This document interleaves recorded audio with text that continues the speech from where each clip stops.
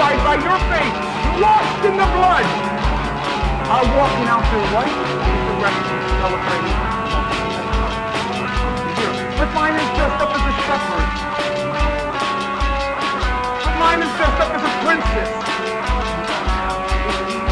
Of the holidays. You are saying I acknowledge Halloween.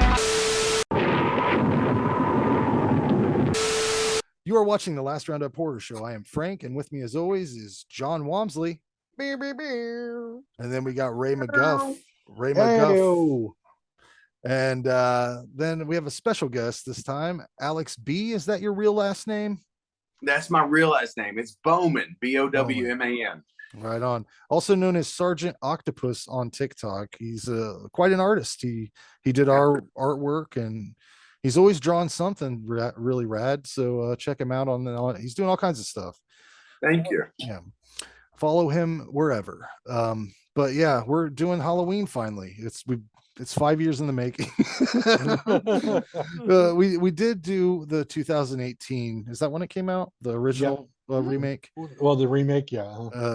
We did that one, but yeah, the new remake. Yeah, but even that one is due for a review because there's no real video to it. We were driving in a car. We had just watched it at the theater, and it's a different panel now. So we'll get to that one too. I think we'll get through probably another 5 years. Yeah, I don't have anything else to do. So, but yeah, let's start off with the first one, 1978 Halloween. Summary: 15 years after murdering his sister on Halloween night 1963, Michael Myers escapes from a mental hospital and returns to the small town of Haddonfield, Illinois to kill again. Directed by John Carpenter, written by John Carpenter and Deborah Hill. I was always kind of like about this movie, but it is way better than I remembered it last time I watched it. Like, because the shape is kind of there's not much personality to Michael Myers. Like, really, there's not much there, and I know that's the purpose. That's the whole purpose of the thing. But I enjoyed it quite a bit more than I ever have. Maybe it was because I was watching it for a review, and so I was keeping an eye out for little things and whatever I could notice that might be interesting to talk about.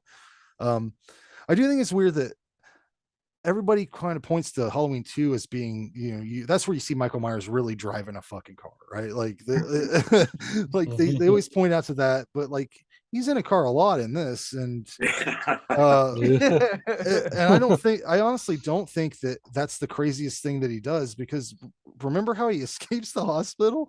He like runs at the car, jumps on top of it in a road, pole vaults, and smacks that woman through the window or whatever, and then he hops off like a nimble little man and jumps into the car and steals it. That's way out of character for this dude, but who am I? And then he never does it again. Never wants to see display that sort of athleticism. But probably the only time he'll be considered a nimble little man. But I enjoy that. Yeah, and I wonder if that was who that was. Was that what's his name? Nick Castle. You think that was Nick Castle or a stuntman? It may have been, because he was a stuntman, right? Yeah, wasn't he? Yeah. Yeah, or he was was. it? So was it to maybe Tony Moran? Maybe they got him in there. Because I was wondering that too. He's a real prick, right? I don't know. Is he? Yeah. You gotta look up a little bit of his interactions with fans. Yeah, that's interesting. Wow. For such a small. Well, and I feel the same way about who was the first Jason. Ari Lehman. Yeah, Ari Lehman. Yeah. From what I know of him, he came to our local record store here, and some of the people that were associated with our video group were kind of assigned to him to help him, find food or whatever around the town. He was like real strict vegan, and like, we're not in really a vegan area of Ohio. Right. So they were trying to find something. And I think the only thing they could find was some Chinese food restaurant, but still, how vegan is that? But anyways, I heard he was kind of an asshole, but regardless, they all worked really hard in creating this Illinois fall kind of feel, but they're in California. So like that, I really took note of how the production took care to sprinkle leaves in front of the camera. And I heard Yeah. they actually had Robert England on set one day spreading leaves around for John Carpenter, which is kind of funny. Really? Yep. Wow. I love how the one girl's dad is a cop and they Yeah. smoke weed and he pokes his head in the car, Yeah. doesn't say shit, doesn't smell it, doesn't say, hey, this is weird. This is 78. He probably thought it's on me. That's right. He had Yeah. it, you know? Yeah. But yeah, like this movie, it really is a template for slashers that followed it, because even though Carpenter was influenced a lot from Black Christmas, it's nothing like that movie. Like the way he shot it, that movie's almost like a first person shooter kind of point of view from the killer, and very strange. I want to see the background on how they shot that, because it seems like that would have been very difficult to do. But regardless, Carpenter puts his fingerprints on this. This is like his style. It's got his own style to it, and you can tell the difference between this one and part two just from that standpoint. The director, but yeah, this movie's like a cozy little holiday favorite. I think that Donald Pleasance could have had a few more lines. It seems like all his lines were just him describing why he calls Michael it. Yeah. Every time he was talking, it was like he would say something about it just must be stopped or whatever, and then he'd have to, well, why don't you call him he's a man, right? Like it was like most of the time. But yeah, I mean, I cannot do anything other than just give this a 10. It is, despite I don't enjoy it as much as other movies, but it's for a slasher, it is like the meat and potatoes of that genre. So it's a 10. I mean, it influenced so many people to make movies that I love more than this movie, but it is what it is. Yeah. Mm-hmm. All right. Alex, what do you say? I'm gonna give it a 10 right off the bat. Just, I know I probably should have waited to the end, but it's definitely a classic. And a lot of people call it a proto slasher, but I mean, honestly, there were like giallo films and other things, and like you mentioned, Black Christmas before that. They kind of led up to what Carpenter called the babysitter murders. Another point, when you said when he leaped over the station wagon at the back, I got on the roof, and then he busted the window. I don't know if you've ever noticed. I think there's a wrench taped to his hand right there when he he palms the window. Yeah, or some kind of a tool. But that was an interesting fact. And you said what was it, Sheriff Brackett? So yeah, definitely he probably had smoked beforehand and thought, he was worried that they were going to smell it on him. That was my theory. But the store break-in, that always fascinated me. And this time around, so what they stole was, let's see, they got rope, Halloween masks, plural, and a set of knives. So I thought that was kind of interesting looking back on it, wondering, did he take numerous masks, or was that really him? Was it a bunch of kids in the town? And what the hell was the mask branded as? Because I know it was Captain Kirk mask that was like messed with. They fucked with it and stuff. But what do you suppose the packaging said on that mask? That's an interesting question. That's a good one, because it's not the only one. Right. In the second movie, there's a guy that gets killed and he's wearing one too. Yeah. So, Benjamin Tramer. So, his is a little bit different. His has like blonde hair and stuff. You know, his has blonde hair. You're right. Yeah, yeah.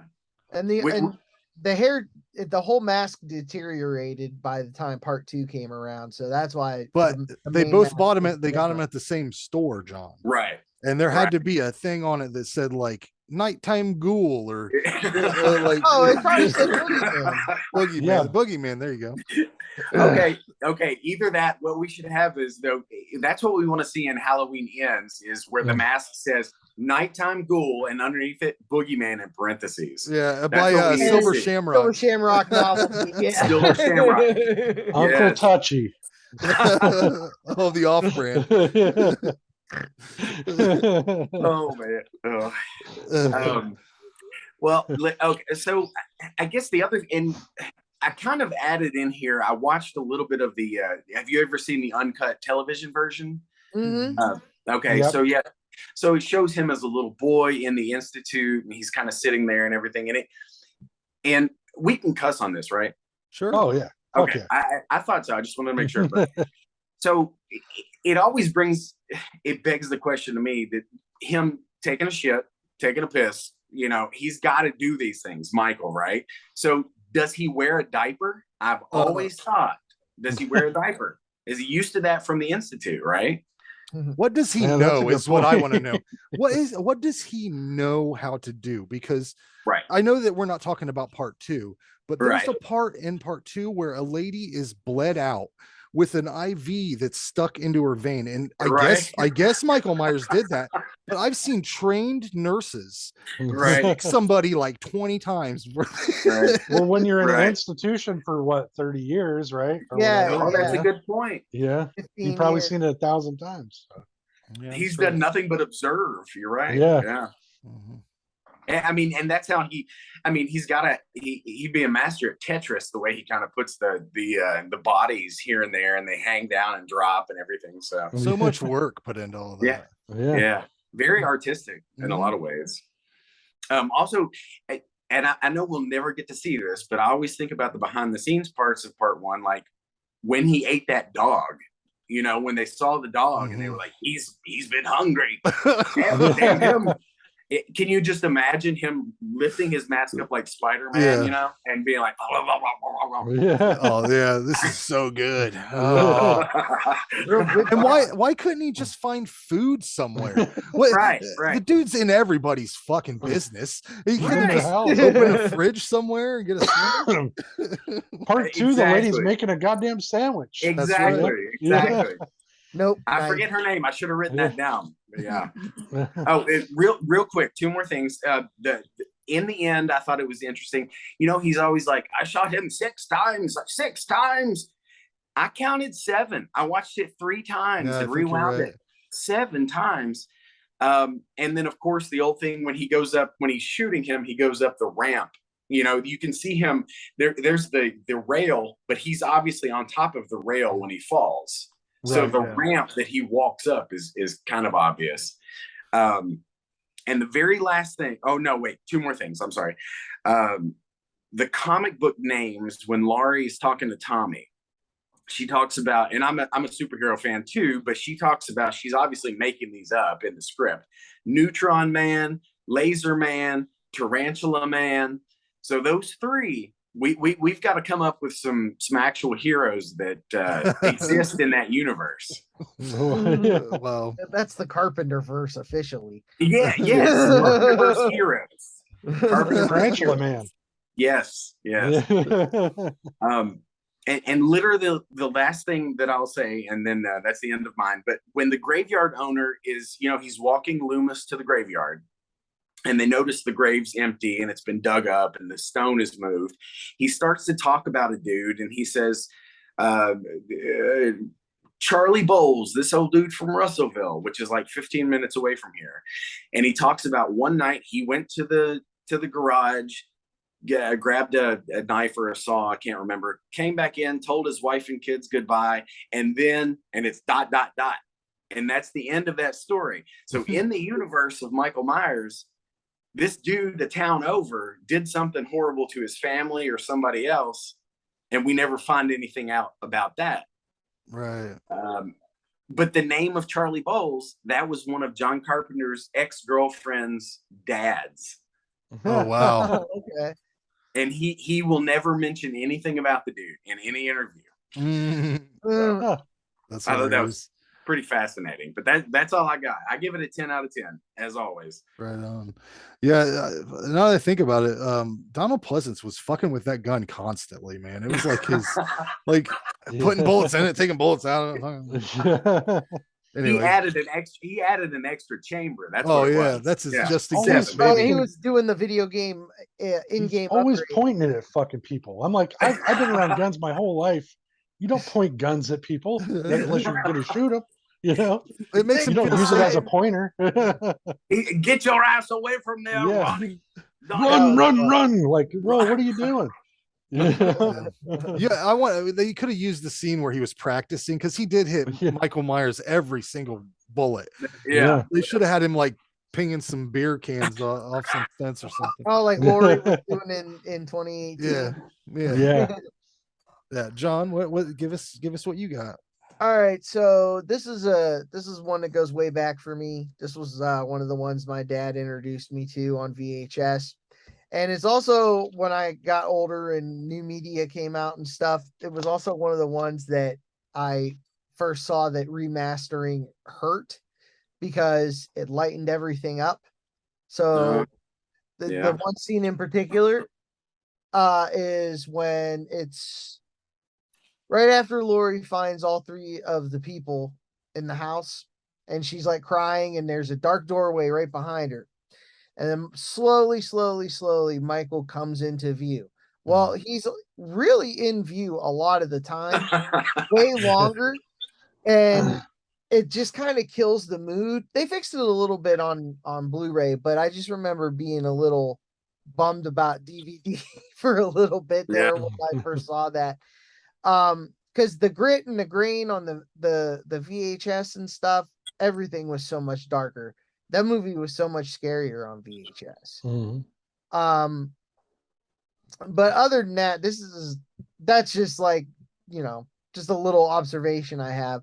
This movie is in the realm of the proto slasher. It's the proto 80s slasher. Yeah, good call. So, even though it came out in 78, but it's a couple years later, everyone's doing it. Yeah. So, I love Donald Pleasance. I like him in pretty much anything he's in.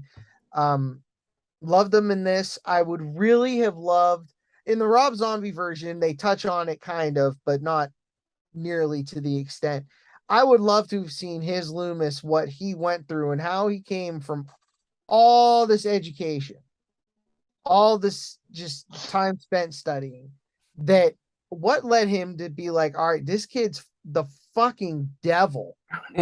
Like, I want to know what broke him. Like, what I want to see that. I want to see that aha moment where he's like, all right, listen. So you're talking about a young Loomis? Yeah. Yeah. Okay. Like 15 years. I want to see that 15 years. Oh, they're gonna, after they do Halloween Ends, they're just gonna do it's just gonna be called Loomis, and it'll just be fucking, I'm all right with it'll that. be one of them It's an interesting part of the story. I would like he's a man of learning. Yeah. Crazies go around saying he's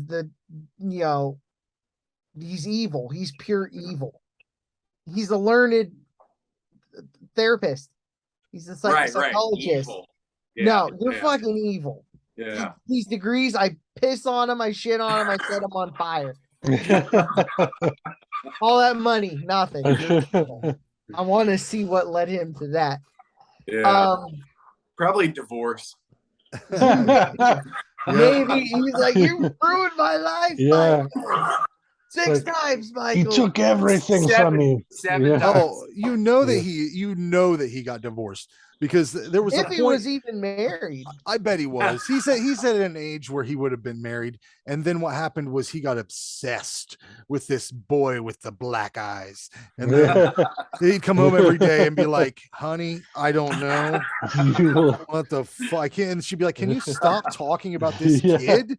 For God's sakes, 15. So he gets so focused on cracking that kid. Yeah. I mean, he probably covered his refrigerator with some of Michael's art. And she was like, God damn. I've got to figure him out.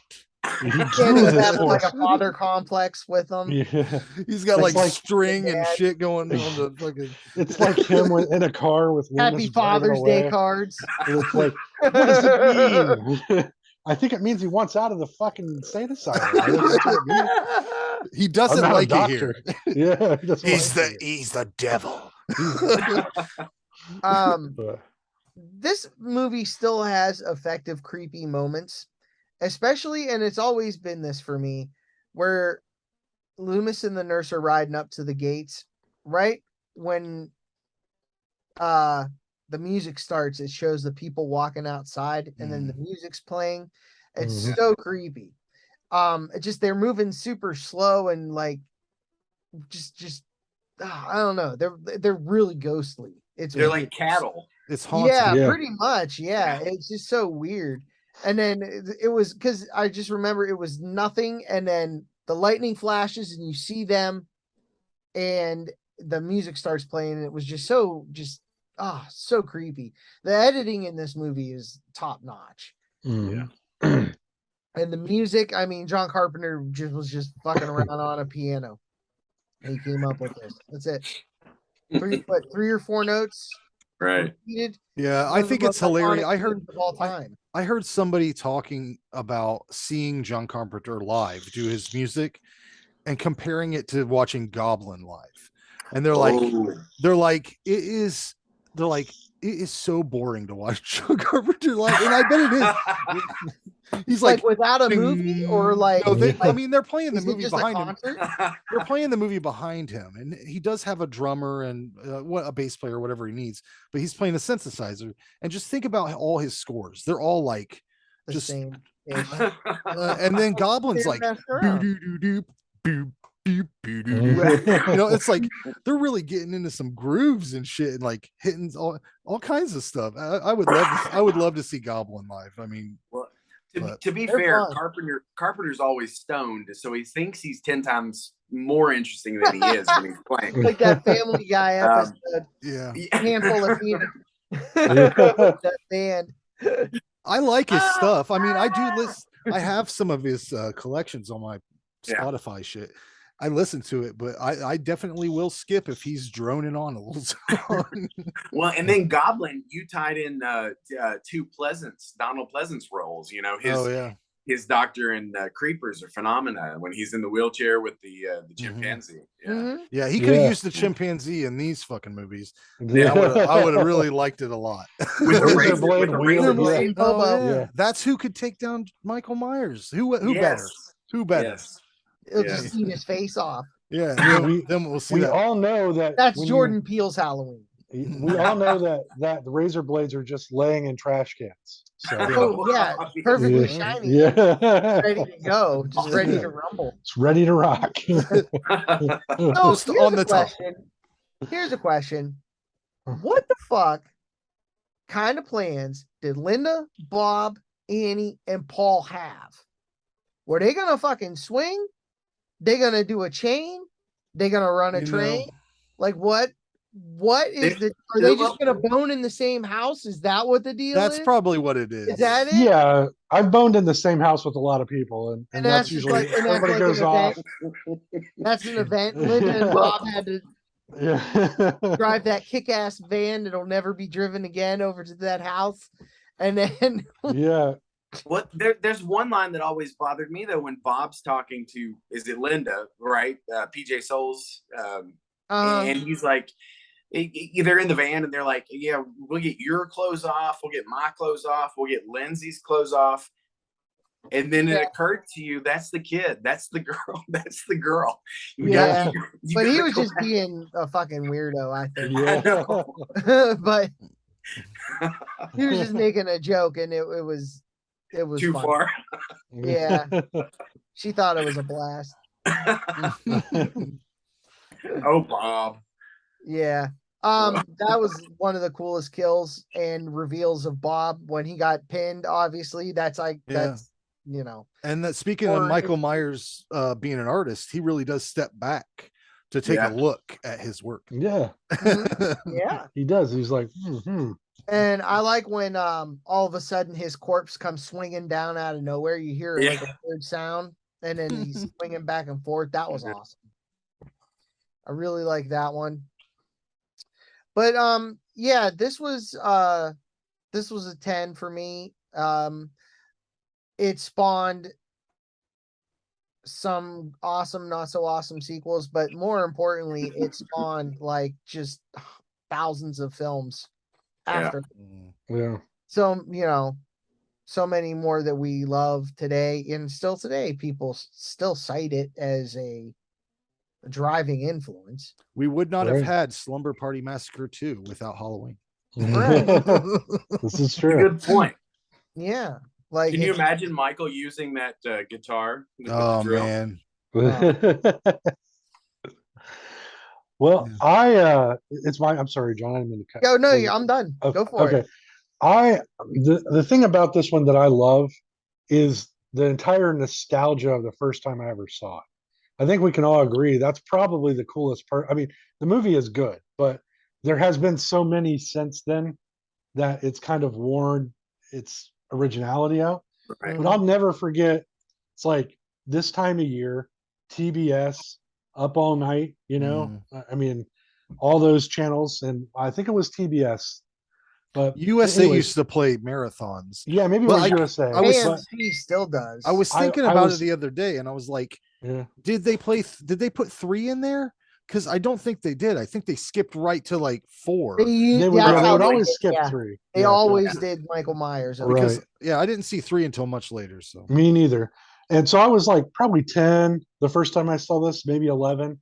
It was late at night. My dad had fallen asleep. It was Halloweenish, time, and they were playing horror movies. And I watched this thing from beginning to end. And the thing that always gets me, and I rewatched it again, for this, and it still gets me, is the music, like you were talking about.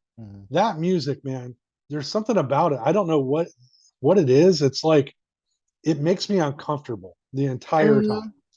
So I'm on like the edge of my seat from the minute the music starts till the end of the movie. Yeah. And I can't think of many movies that affect me like that. It's not really about the gore or the kills. It's about the atmosphere of this one. Especially this first one, it really gets you. Just some people trying to have a good time. Next thing you know, you've got a giant lumbering monster in your house stabbing you with your own fucking kitchenware, dude. It's crazy. Yeah. And as a young kid, it really got me. And this was the first time I had seen Jamie Lee Curtis in anything. Later, I would find her in comedies and stuff. Obviously, Trading Places. Trading Places, we all know. Yeah. But I always had this thing like not now. She's way too into Activia for me now. But, Oh yeah. but she's at kind of that time, I was yeah. like, "There's something about this girl. I like it. I like what she's doing. She's got books. She's smart. She's not. She'll scream, but she's not just screaming she has purpose. Yeah. And she's not so- just screaming because of the Activia. Exactly. Yeah. That's later. And when her tum-tums all messed up. in these new movies. Yeah, She's the her newer whole movies. her whole anger in these new movies is all her just bowels. Yeah. Yeah. But for me, it was like it's one of those times where you're rooting for her and you're genuinely scared the first time you see this thing that she's going to die because everybody is dying. She better fucking die in the next. And yeah, and yeah, you're right. Here we are, 40 years later, bitch still alive. She fell off a something- roof in the first reimagining. That would have killed any normal 70-year-old woman. I don't know. Well, we don't talk about this, but yeah. But I just so yeah. You guys have touched on all the things about that make the movie great, the inner workings of it, the way it's shot. But for me, I'll never forget that one night where I'm sitting in my house. I'm basically by myself. Everybody's asleep, and I'm genuinely terrified of this fucking nutcase killing people. And I was hooked, man. I was hooked. I've watched every one of them, and I've never complained. I'm like, I'm just glad they're still making them. So, I mean, Halloween Kills, not so much my speed, but I watched it and I enjoyed it. I just don't think it's a good movie. I think that they really should have I don't know, let Jamie Lee Curtis go into the woods or whatever. Get a new woman in there. He should have been able to kill this woman by now. Or what the fuck? He's killed entire rooms of people. And Yeah. he can't get this one woman. It's like Tom and Jerry shit at this point. It is. It's pretty crazy. But I love bad. everything about this movie. The atmosphere, the most. The music's amazing for the end. And you're right. It kicked off. We would not have the movies that we love today without this thing, I believe, because this one killed it at the box office. Siskel and fucking Ebert gave this movie a 2 thumbs up. You know what I mean? And yeah, and they fucking Oh, hate wow. horror movies. If Yeah. you watch, yeah. I mean, They- this is a truly this was a truly scary film. Yes. Like it was, you know, this was new. So and I gave it a 10 out of 10. It for me is a perfect. I spent $29 and got this one on 4K. John, I'm sorry. You're right. That scene you can see him clear as shit now. yeah, right. but I loved it. It's in my rotation every year. So that's that. That's that.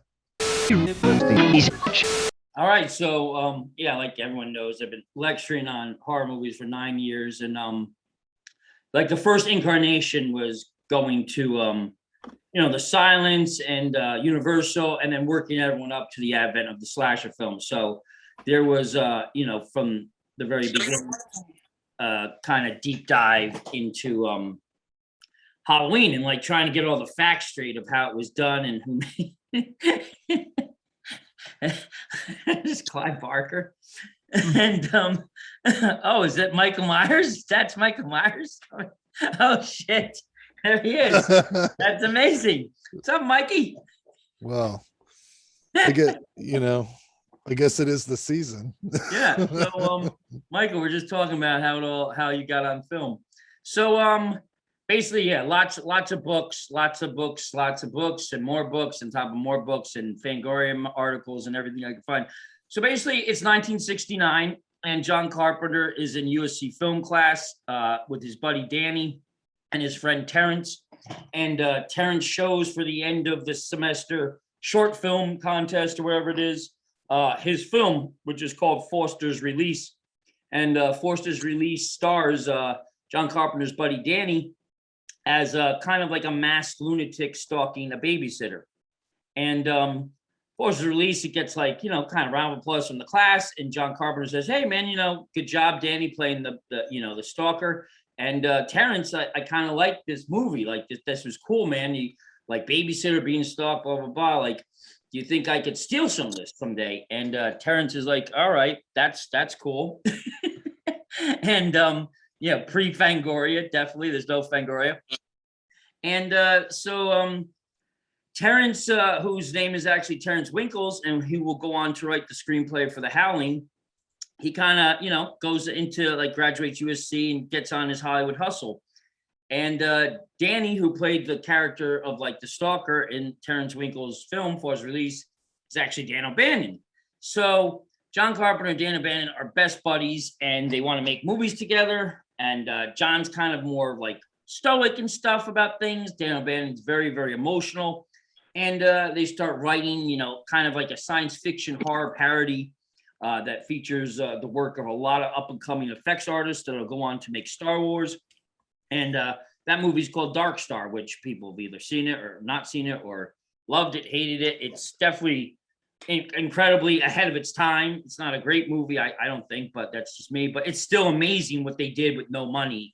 And again, everyone that worked on Dark Star went on in some regards to work or build what we know of the Star Wars universe from the first Star Wars. And so there's a lot of up and coming artists that like making Dark Star, even if it kind of bombed, that still like kind of put that ideas in the collective subconscious of sci-fi movies for these guys to go on to make some classics and movie changing events. So Dan O'Bannon, he's struggling, and Carpenter's struggling too. But Carpenter hits it off with a producer named Irwin Yablans, and he decides to remake basically Rio Bravo, but in a police station, and that's called Assault on Precinct 13. And while he's getting this deal, and it's all based off of Carpenter having had a short film called, the Song of Billy the Kid, or some kind of short film that wins an Oscar. So the short film wins an Oscar, I think, in 1970 or 71. And that's why for Carpenter, it's a whole different experience in Hollywood for Carpenter than Dan O'Bannon. And Carpenter starts getting studio gigs and rewrites and writing scripts and TV movies. And Dan O'Bannon's struggling, and he really loves Mario Bava's Planet of the Vampires. So he wants to write something that's kind of like that, vampires in space and like with spaceships though. So he's struggling, and he gets a call from somebody that says, you know, this guy, really trippy midnight movie filmmaker named Alejandro Jodorowsky is making a movie in Spain and France, whatever, and he's basically going to do an adaptation of Dune. And they say they need somebody to work on it and write it and whatever. And Dan O'Bannon says, I'm broke, I'll go. So he goes to Paris, France, Spain, wherever Jodorowsky is, or Jodo as they call him.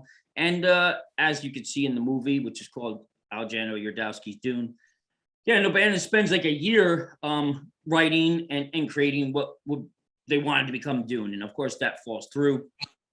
And he comes back and he's broke and struggling. And Carpenter kind of blows him off because now he's had success with Assault on Precinct 13. And it made a lot of money. And Irwin Yablans has got another producing partner, I think Mustafa Akkad. And they start saying, like, what would you do next? What would you do next? And, you know, Assault Precinct 13 was such a big movie, Michael, as you know, that they, you know, they want another movie from Carpenter. So Carpenter, he gets a job with Universal Studios, I think. They hire him to write a movie. He writes a movie called Prey. And they ask him and they say, who would you want to direct Prey? And he says, you know, this guy that kind of has been mentored to me, you know, and someone who I'm really a fan of, his name is Bob Clark. And he just came out with Black Christmas, the original Black Christmas. And so while he gets Universal to hire Bob Clark to direct Prey, the script that Carpenter wrote, they start going on location scouts together. And that's when Carpenter says, you know, what would you do? What would your sequel to Black Christmas be? And that's when Clark says, if I were to do a sequel to Black Christmas, I'd have it be that Billy escapes from a mental hospital on Halloween night, and he comes back for revenge on whoever survived in Black Christmas. So Carpenter's like, that's a sick idea. And I don't know if he admits that he's going to steal it or not, but basically takes kind of that idea mixed in with Terrence Winkle's Foster's Release babysitter idea, and he basically puts them together. And after Assault on Precinct 13 is a hit, you know, he gets in touch with Irwin Yablans and Deborah Hill, and they start dating, and it kind of becomes an idea. It starts building of like all these ideas, babysitters and Halloween night, and it basically becomes like, all right, we're gonna do this movie based on Halloween. And they put a trade out. They put a big ad out in the Hollywood Reporter or Variety, one of those two, but big money to just put an ad out. They put an ad out saying Halloween's coming soon, whatever, because they want to make sure, I think, like that no one else has made this. Like they're just announcing it, and you know, they find out that no one's made a movie called Halloween, so they, you know, instantly get that all copyrighted, whatever, and then they start writing it. And when it comes to, like, you know, the character, he just basically wants to tell the story of the most evil kid ever born, mixed in with the concept of Foster's Release and a Black Christmas sequel. Sorry, Michael. Yeah, and then from there, because one of the distributors' name in Britain for Assault on Precinct 13, his name was Michael Myers, and so that's where he came up with the name Michael Myers from the distributor of Assault on Precinct 13. So it's basically, that's how it all comes together for them to start writing and casting Halloween. And I mean, I've read so many things. Some say spring 77, spring 78.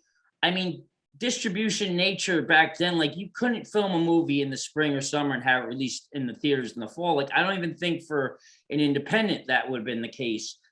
So I'm pretty sure it was the spring into summer of 77 is when they start casting whatever.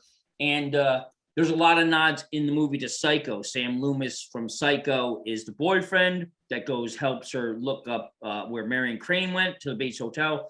And also like, there's a bunch of nods. There's a lot of different nods to Psycho in Halloween. And I guess part of Carpenter's like, oh, this is interesting. Like Jamie Lee Curtis is like the daughter of, the woman who played Marion Crane. So they have her audition with everybody else, and there's a lot of other people up for the role and whatnot. But what's her face? Fucking Jamie Lee Curtis. She's 19 years old, and I think it's like her first part, and she gets the role. She gets paid basically like $7,000 or $8,000 for the role, and they bring in leaves to basically make Pasadena in the summer of 1977 look like a Midwestern town.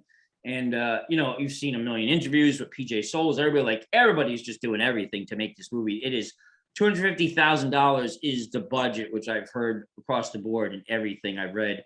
So that's like nothing back then. Like it's literally like Jamie Lee Curtis, PJ Souls, everyone is moving craft service and dressing the set. Like it is a big hands-on experience, even though, Carpenter has a vision and everybody, is very excited. So they film it in Pasadena from that summer. I think it ends in September. And, he eventually gets, he has distribution kind of already set up with the same people who help with Assault on Precinct 13. And it comes out, when it finally comes out, October 78, it premieres in Detroit, Michigan. And it's because that Roger Ebert, very young, up and coming, he's in the audience. And when he sees it in the audience, he goes, this is not just your typical horror movie. Like this is a masterpiece. And it's because of Roger Ebert's review and reception of that it kind of like jumps, becomes this huge hit. Like it has a huge influence on Halloween's box office when it opens, and it kind of like makes it stand apart from all the other horror movies that are coming out at the time. So that's basically, so to speak, the story of Halloween. And then again, as this happens, Dan O'Bannon's struggling. He comes back, he's fighting stomach cramps and stomach pains all the time. And the doctors are telling him he has an ulcer. And him and Carpenter split ways. And he basically takes this artist that he met while trying to make Yardowski's Dune. He takes this Swiss artist named H.R. Geiger that he met that nobody knows about. And he takes his new script, which is basically called like Planet Terror or something.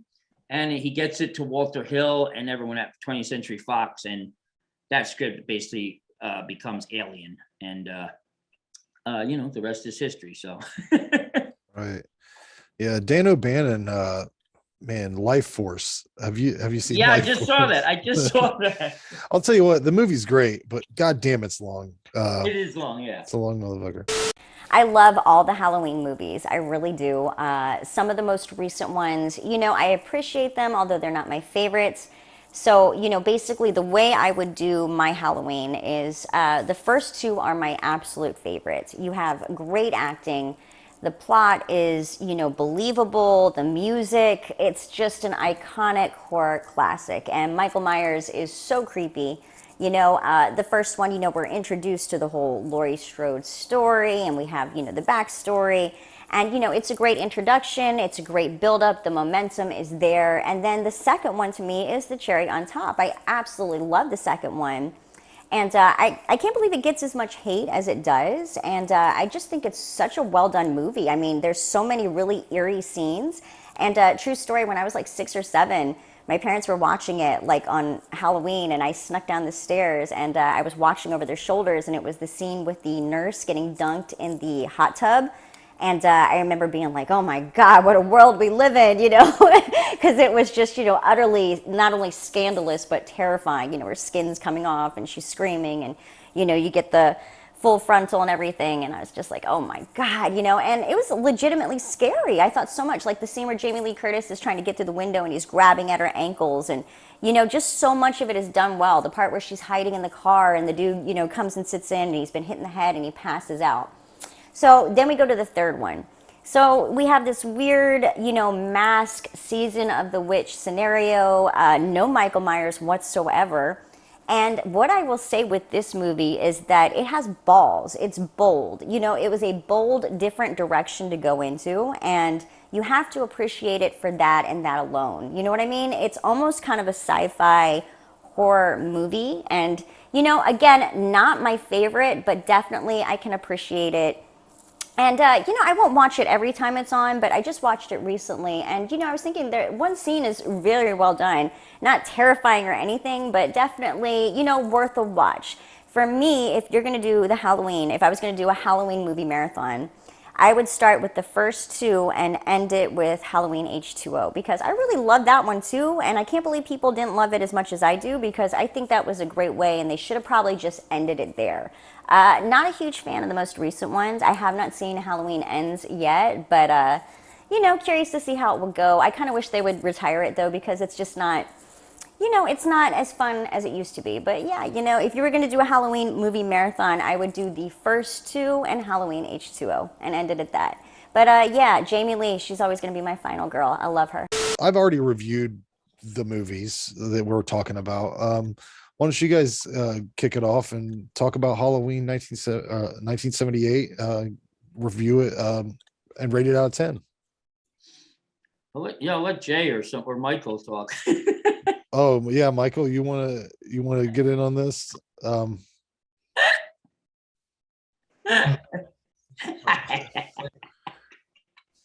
He's gonna communicate. Oh, he's committed. He's committed. This is great. Well, what do we got here? Uh-oh. That's a good score. That's true. I agree, Michael. I agree. Oh shit. So Elliot, go ahead, kick it off. Well, no, I mean, Jay, if you want to get, like I said, Yeah, Jay, go ahead, whoever. Yeah, Jay, I talked a lot. Yeah, you just talked a bunch. Halloween is like, we got to say first off, it's not the original slasher. We know that there's elements in the giallo and there's elements of the Black Christmas before that, Peeping Tom, other stuff. But even Psycho to some degree has that feel to it. But we see here is the evolution, and it's like when you can't reinvent the wheel, but you can put a wheel on a car, and then all of a sudden you've got something new. You know what I mean? And that's kind of what happened with Halloween, in my opinion. Even though you could even say it's Black Christmas before that, but the explosion with Halloween is what made it what it is. And I think, like you're talking about all the nods to Psycho and even the music. I mean, I know that John wrote that music himself, but he knew that he had to have a score that unsettled people from Psycho. And all those guys, Carpenter, De Palma, they're students of Hitchcock, whether they went to his class or not. Exactly, yeah. And so I really think this is John's best movie, and I just think it is because the tension, the suspense in the first hour of the movie is insane. Like you never see another slasher like that. You'll never see another, because it has to be amped up after that. It can't be the same. We need more juice every time. We need more kills, more blood, less of what made it great to begin with.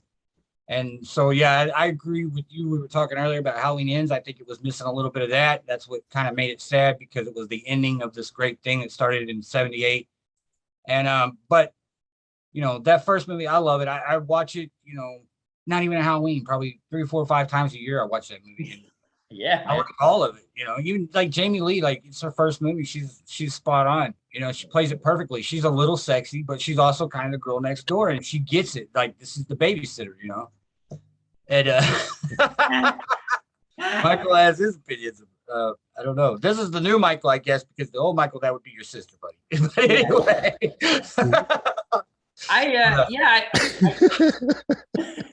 I agree, Jay.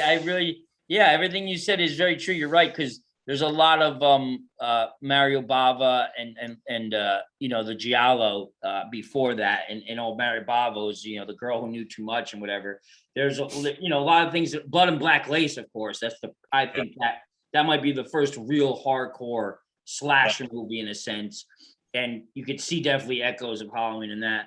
But yeah, I think like Halloween is like, yeah, it's just, there's so much going on. Like Carpenter's mentioned Lovecraftian evil, and that's what Michael Myers is. And just like you said, the delicate touches of how well he builds up like the whole thing. It's like there's very few movies that do good at doing that with action or comedy. Like it's just so flawless how he builds up this, almost like this whole symphony of horror and terror. Like bit by bit by bit. And it's like, again, when I first saw that at 9 years old, it was just something I was obsessed with while being terrified. Like just putting that on during the middle of the day, any time of the year would creep me out. And I lived in this old farmhouse that overlooked the park, and there was always trees and leaves. And it was always like looking out the windows, like I'm expecting to see Michael Myers like any minute. Like it just, there's such iconic imagery that goes back to, again, you know, a gothic, you know, horror and literature. You know, Algernon Blackwood has this story about a guy that goes into the trees and the woods. He becomes a part of the trees and the woods in kind of like a very pre-Lovecraftian way. So there's just so many literary references, there's cinematic references, and it's just such a perfect movie. And I definitely, I don't know if it's, I mean, I guess it is, I guess it more or less it is his best movie, because The Thing's incredible, but I don't know if it's as perfect a film as Halloween. The same, Escape from New York is one of my favorite movies. And same with the Fog, like those for me. Big Trouble in Little China. Big Trouble. I mean, I know it's not horror, but that yeah, I movie think is like so they fucking said, good. it's just like they don't match. Like Halloween is a perfect picture from beginning to end, no matter what, you know. It's just really a perfect picture. But it's like comparing completely different things. It's like if he made a perfect steak and then he also made a perfect cake, two different things, but they're both perfect, you know, like, so yeah. Did you guys give a rating? Is 10 out of 10? Or is there... I give it 10. I agree with Michael. 10 out of 10. Definitely. 10. I'm gonna go 9.5 because I just can't. I can't do it. I can't give anything 10 because I feel like nothing's perfect, and that would be a lie for me. So man, I dropped them shits like Snoop Dogg albums, man. Here's one less than 2, and I won't give anything. Here's one that blew people away. Have you ever seen Luther the Geek? Have you ever seen that? I gave that a 10. If you don't know what Luther the Geek is, it's just a movie about this guy that bites the heads off of chickens, and it's a trauma movie. I think I've heard of it, yeah. But it's weird. Anyways, Halloween 2. Halloween 2, 1981. While Dr. Loomis hunts for Michael Myers, a traumatized Lori is rushed to Haddonfield Memorial Hospital, and the Shape is not far behind her. Directed by Rick Rosenthal, who did Birds 2, Land's End, Halloween Resurrection, and tons of other TV work. I'm so surprised that he did those two movies because, like, they're the most notable other than this one on his IMDb. Yeah. But I don't think this is a bad movie, but Birds 2 is most definitely a bad movie. and Halloween Resurrection is the one with Busta Rhymes. Yeah, it is. Yeah, I love that movie. This is written by John Carpenter and Deborah Hill, also kind of forced upon John Carpenter, I believe, according to what I read. But Randy, why don't you start things off here? Okay. Yeah, 1981, the year I was born. And so I didn't see this one until much later. I think I was in high school when I saw this one for the first time. It's like 16, 17 years old. And I'll tell you, you can tell, I mean, at least I can, that it is a different director. The pacing's different. The shots for the kill look different. The tension and atmosphere for me aren't there. It's more of like a boo fest is what I would call it. Like, oh shit, look at this. You know, jump scares left and right. But it's not a bad movie. The script, you can tell, I mean, let's be honest, it picks up right at the end of the first movie. So you're going right in. It's like the night has not ended. So my biggest problem with this one is how they just pigeonhole new characters in, you know, like you're supposed to have known that these people existed in the first movie. Well, didn't they mention the one dude, the guy, the EMT guy? Wasn't he mentioned in the first one? Probably. I think they call they call to see where he is or something, maybe.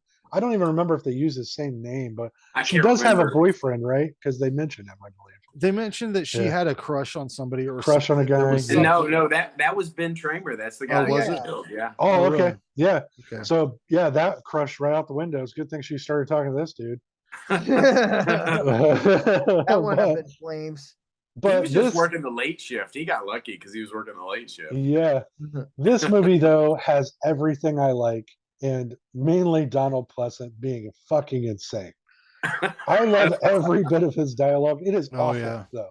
It's like it's tremendous but awful at the same time. You know, when he's screaming at the cop who just saw his dead daughter, you know, like he's like, "We got to get him." I'm like, "She's dead, dude. Give him a sec. He's got to take a sec. All right." You don't know what death is. Yeah, you don't know what death is.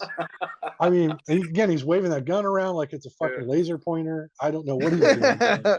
There's, but I love the Michael Myers in this one, man. They lean hard into the fucking demon part of it. And Jesus, yeah, he is a just murder machine.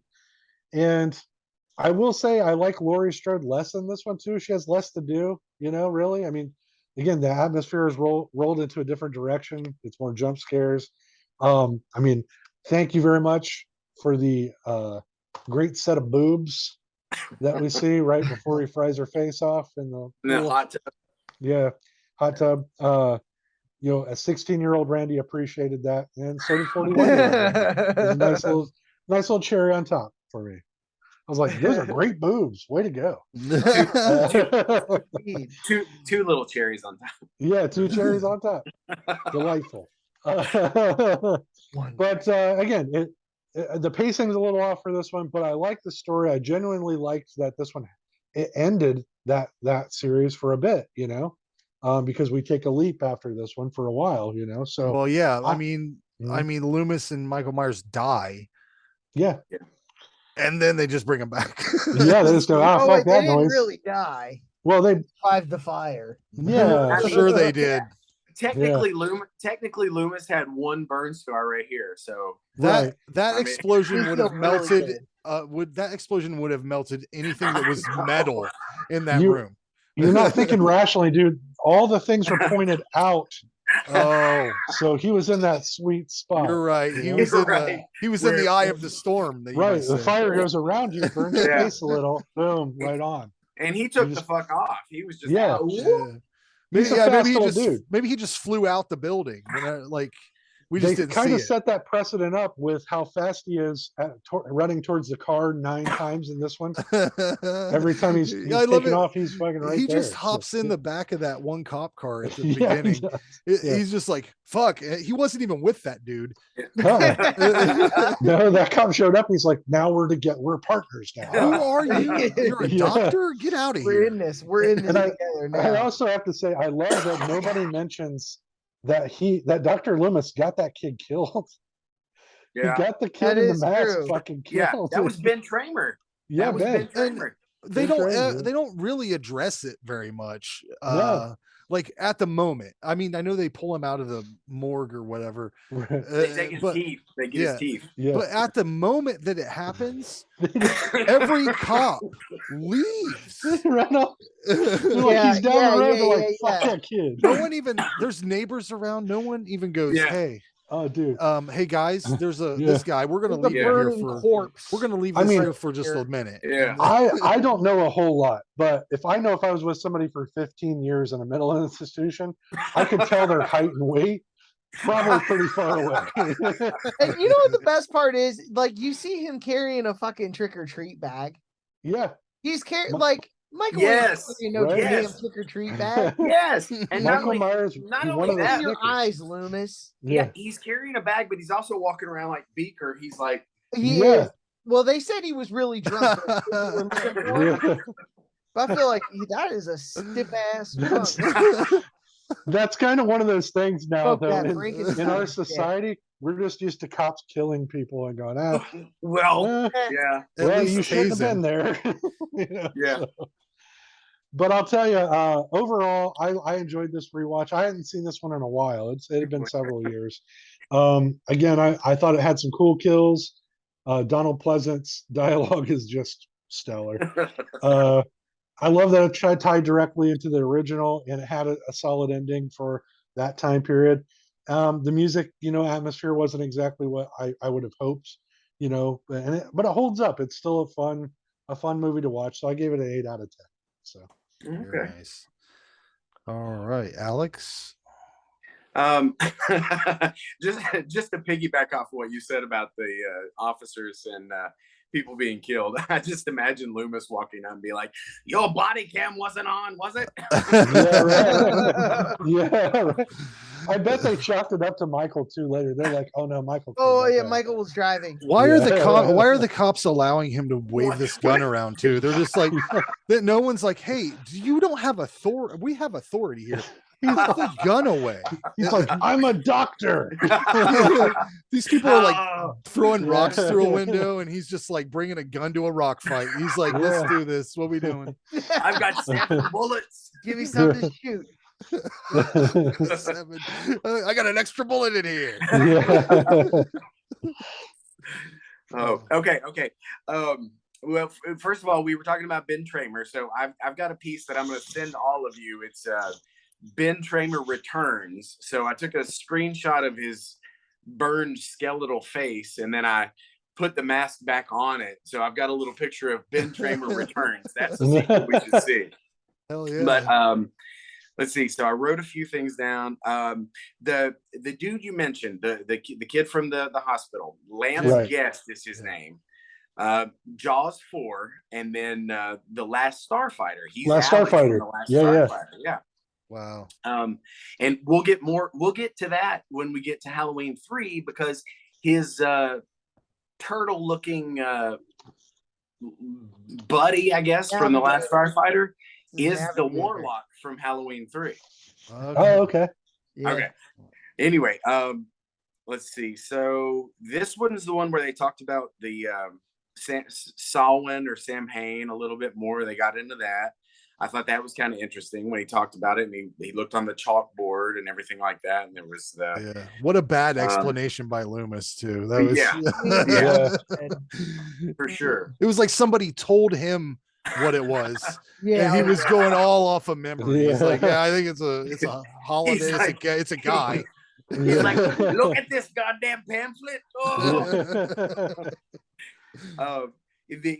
Let's see. A couple of the cast were cool. There was the guy who did the profane lyrics, the other nurse that was smoking weed in the hospital and was Yeah, getting with the banging hot nurses. tub. Oh, the EMT guy. Yes, the EMT, Leo Rossi. Oh, Bud was his name. He was in Maniac Cop 2. I knew him from somewhere, and that yeah, was he was. Yeah, man. yeah. I loved him in that movie. Like That- he acted his fucking ace off. His face off. His ace. Acted his Ace. ace off. Like I went, and then like it wasn't till I was way an adult, like in my 30s, Yeah. that I realized that Bud was him. Yeah, It was yeah, the same dude. I was like, what? yeah. Holy shit. Yeah. Mister, I want your pie. Big serial killer. Woo! You know, like that was a nice Oh. leap. But I liked his character. Amazing Grace comes in. Yeah. Okay.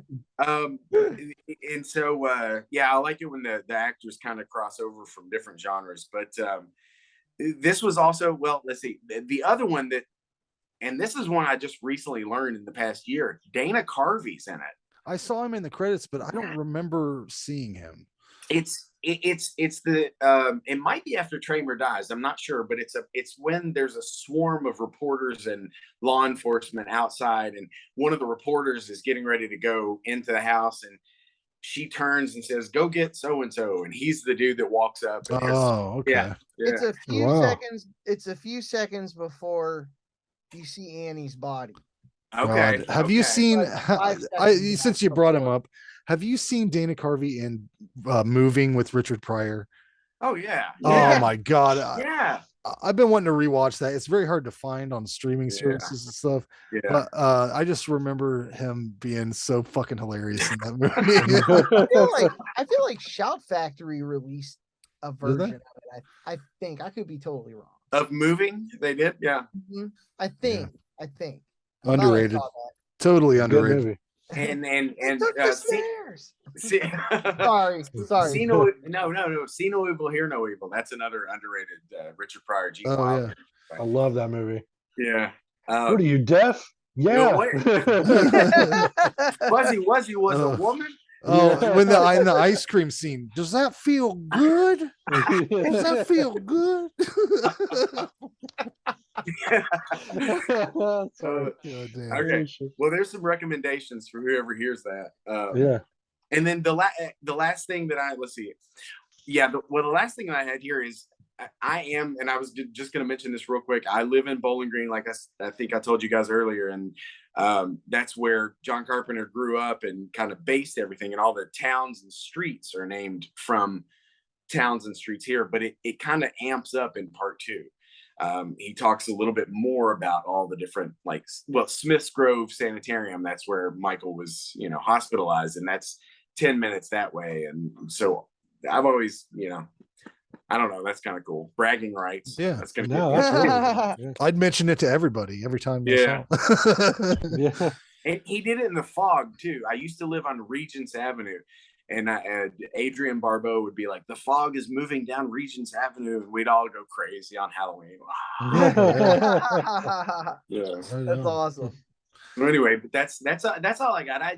I have a real soft spot for the Halloween movies, so I'm going to give this one a 10 too, even though there's some obvious flaws, but I overlooked those in all these, I think. So, right on. John, what's up? All right, so another VHS great. Totally different tone, but I really liked, even not knowing the full story when I was younger, about why the mask always looked so different. It was because I think Nick Castle had it. They just gave it to him. Oh yeah.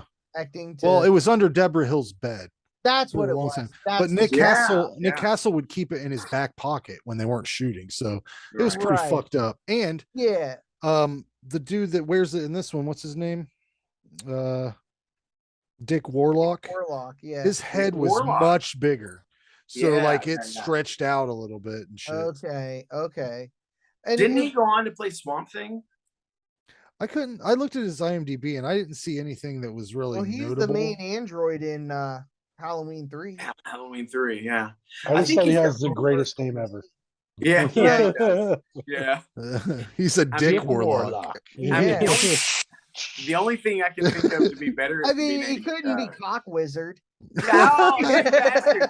I was going to say Cock Witch. Okay. Cock Witch, that's good. Cock Wizard's better. Yeah. God. That's probably how we're doing the shadows. Cock Wizard. But yeah, the mask, when it felt like the mask was alive a little bit with the way it changed and deteriorated. I know it was the same night, but it was I don't know.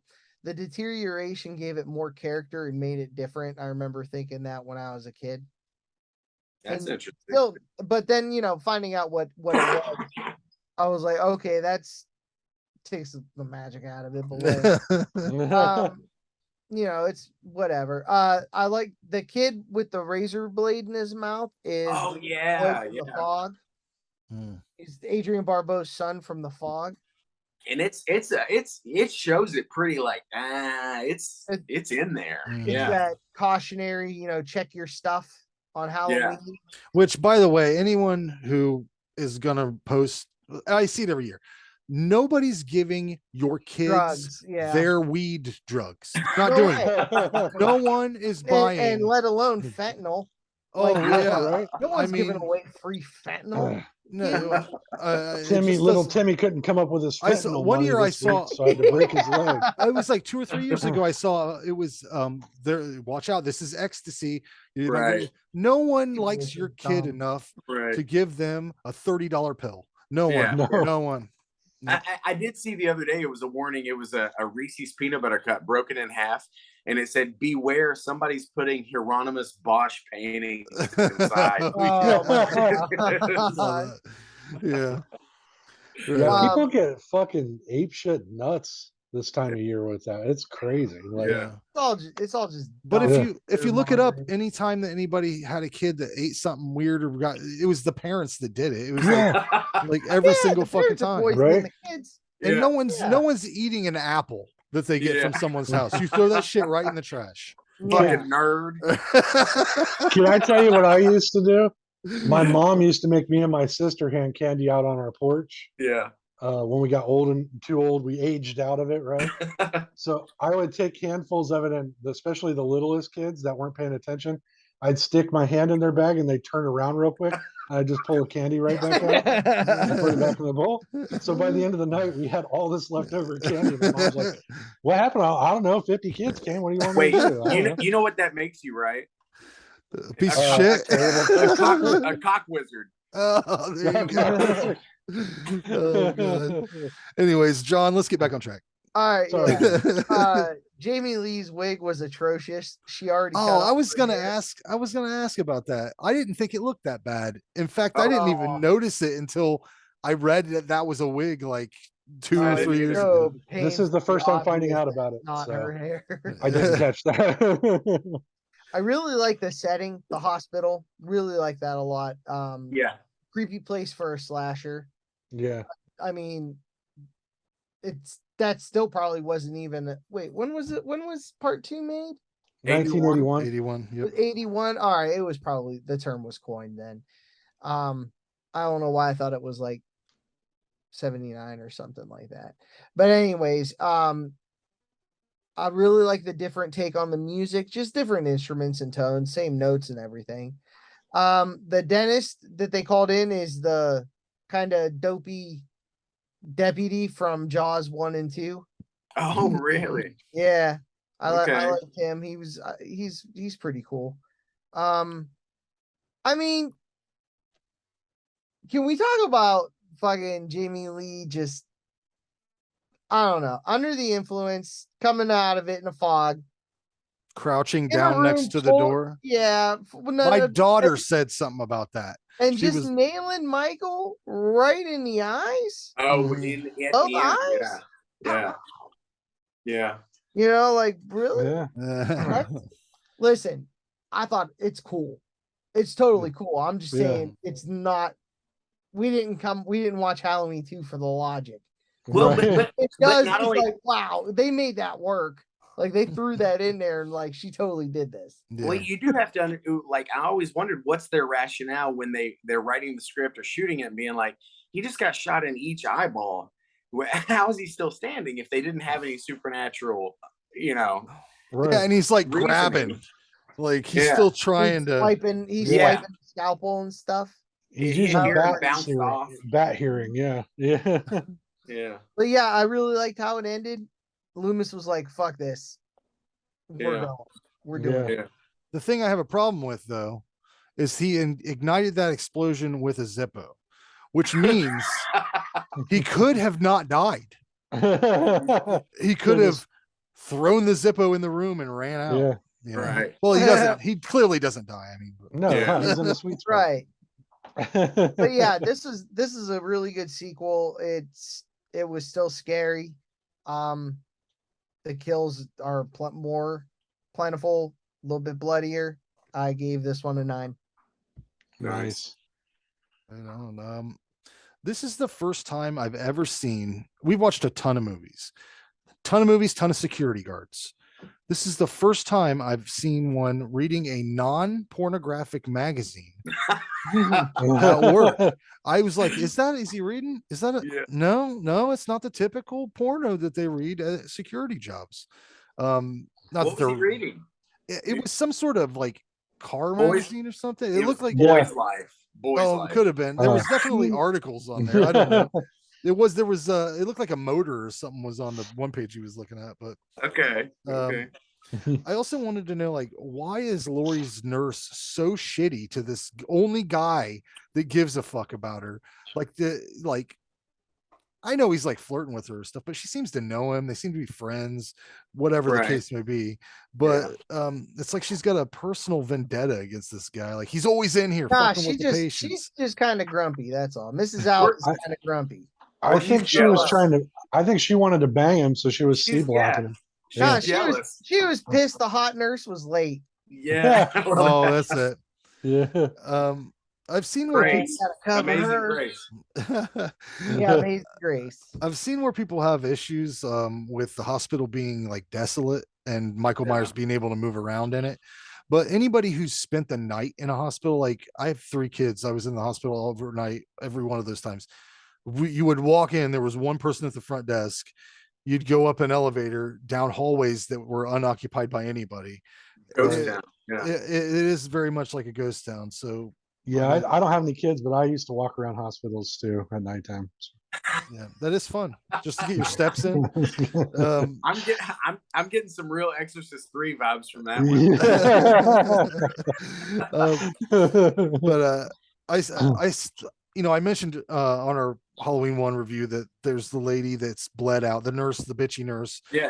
She's bled out. And then I forgot to mention though that there's a dude that Jimmy slips on her blood, and that is some slapstick ass shit there, man. He literally does he does like the move like on the bucket, on the mop bucket. There's that guy that's like got his legs up in the air, knocks himself out. That shit was hilarious. Even though Carpenter oversaw like this whole production and added some segments that he actually did himself, some of the gore stuff, it's not his feel at all. The music's on point. I do appreciate the additional bloody bits. I think that the mask looks real. I agree with John. It does make it look more demented and makes the shape kind of shape shift into a more demented character. But there's stuff in this that I definitely think they should have made a hard decision on, because like, okay, you're going to make Laurie Michael's sister in this one. It's almost necessary to give him a reason to still follow this girl and try to chase after her. So I understand why they did it, but they should have either kept that.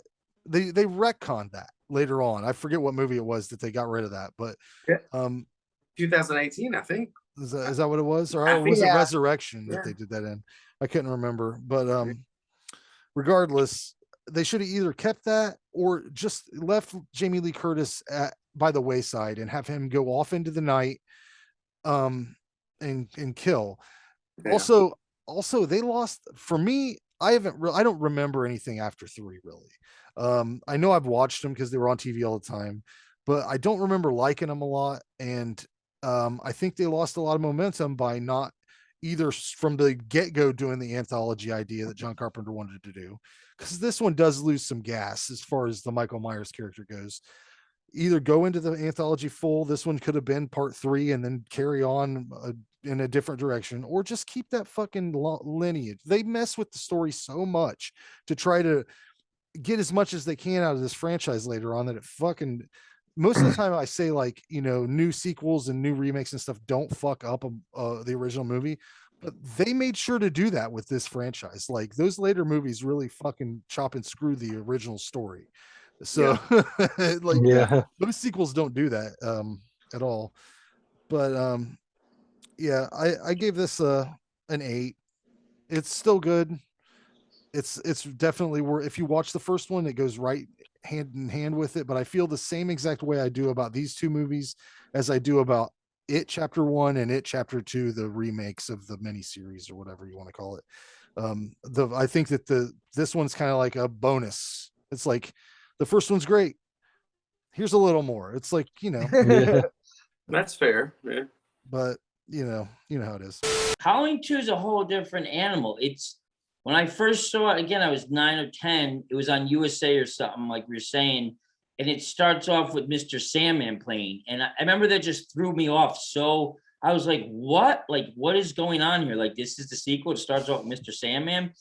So, but it still like worked in this really weird way of reintroducing you to the world that they were in, and the world of like happening, like picking up exactly where this first movie like just left off. And so I guess subconsciously too, as a filmmaker, I really love the way they reshot that ending of Halloween 1978. Like, you're seeing him fall from a different angle. Like it was kind of cool to me, like that was the first time I ever seen any movie do that. Like, oh shit, they're like recreating the end of the other movie to like catch you up to speed. And like that I thought was pretty sick. And then obviously, it's a more violent movie. And we know now that, like, at first I thought that was Carpenter, being pissed, but it turns out Carpenter shot all those gorier kills because of the producers and everything. And whoever that director was he wasn't putting enough gore in. So it's just such a paradox that the guy who made a almost bloodless movie in the first one wants now to make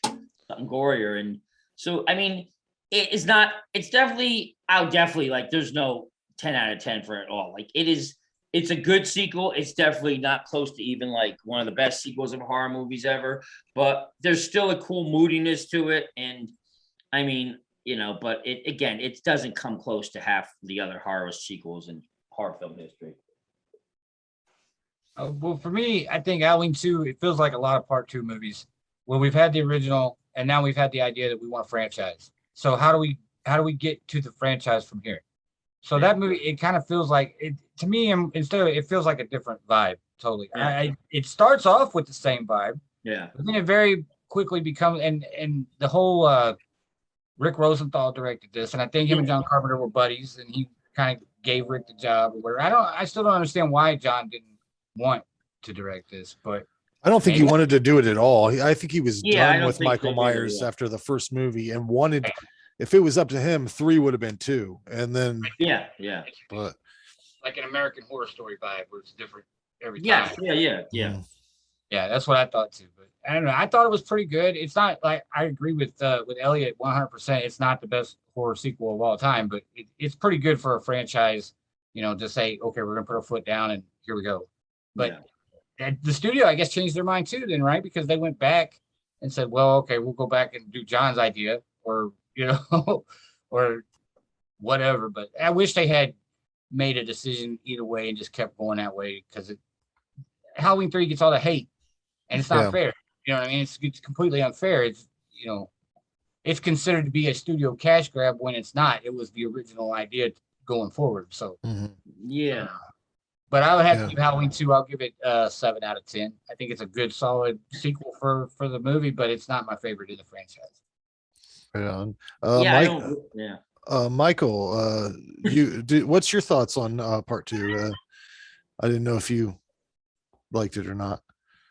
Oh, here we go. There we go. He learned a lot of things in the Institute. How to drive. He learned how to bloodlet from part 2. He totally let all the blood out of that one nurse, and I've seen regular nurses that can't hit a vein, on the first time. So it's quite a thing. Well, he was in there since he was like 9 or 10 years old. So he's learned how to, communicate through writing, I guess. Yeah, so. he did good. Oh man. Well, he is kind of, But Michael, I mean, if it wasn't for Tramer, you wouldn't have gotten away with a couple extra kills, man. He kind of like he was a good fall guy for you. But it's probably because he's biting your vibe, isn't it? It's because he's yeah. Good.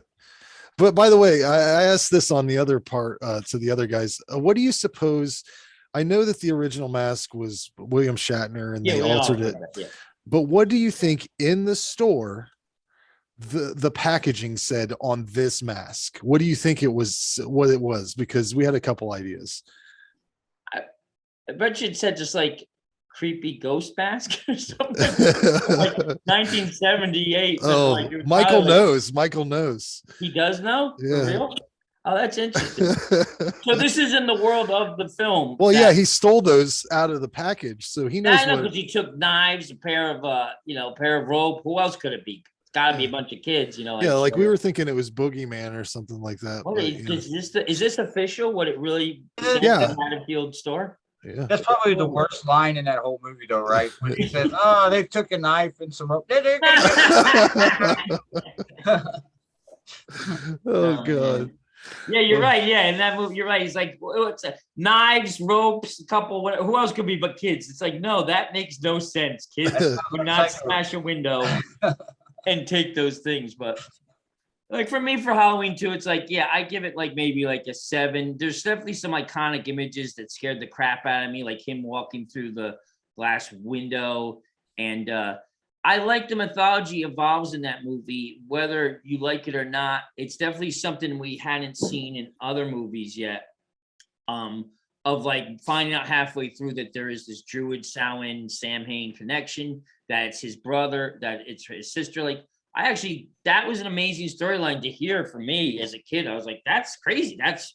And I kind of like that we don't see a lot, is like explaining, why did he pick her? Why did he go, like, I kind of like that idea in horror movies or whatever, of like, yeah, he could be pure evil, but like, why is he after that person? And I think there's parts of the new series with David Gordon Green, like, it would have been interesting if somebody really gave a definitive take on why he was obsessed, why he couldn't die. At least the sister thing gave him a motivation. Exactly. And that's the thing. It was great for the first one, but when you're making a sequel, it's like, yeah, we're not talking about like the Jaws shark, like going hunting down the cousins down in Florida in Jaws 4.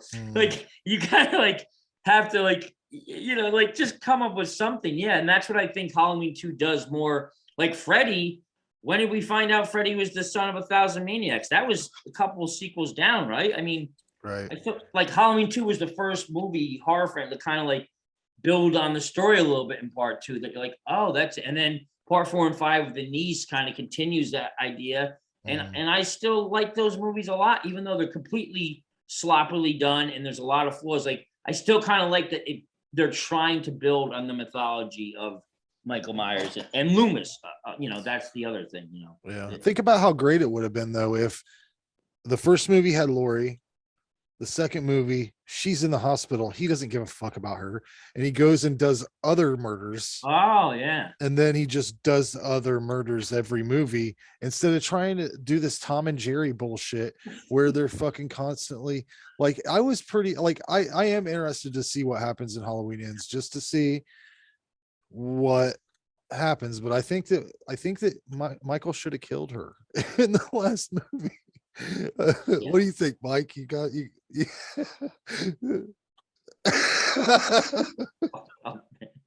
That's they're gonna cancel you. You can't do that. Anyways, Halloween 3. Let's get into it. Michael, should we bid you adieu? Yeah. We should bid you adieu. We'll come back for part 4 and 5 in a couple minutes. In a little while, yeah. Do you have any thoughts about Halloween 3? I mean,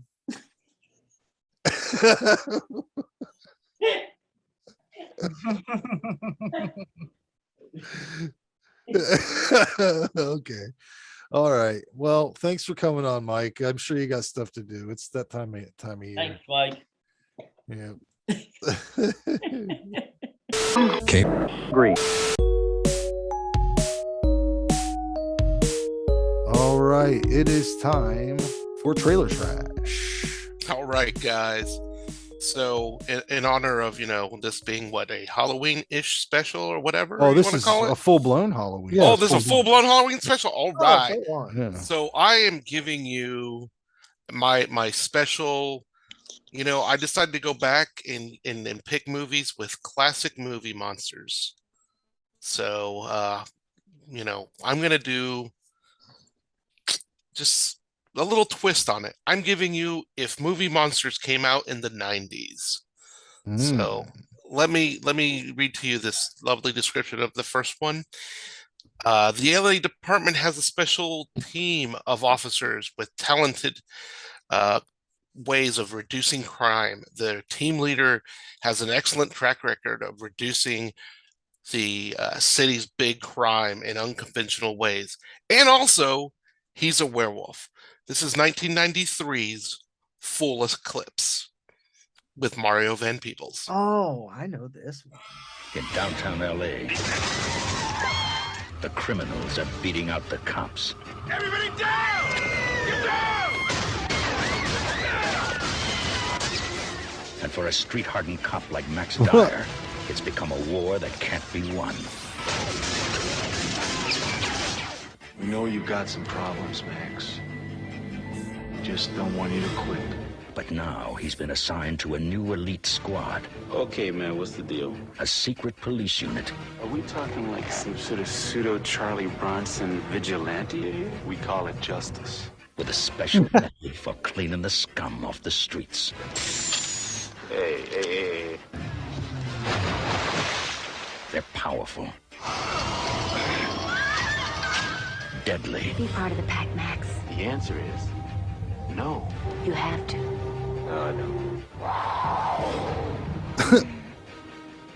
only come out at night. Oh no. I like that werewolf transformation. It was very Animorphs. Yeah. I mean, it's the 90s.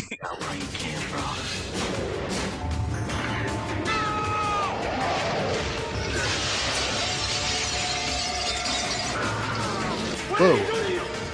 Tonight, we take back the streets.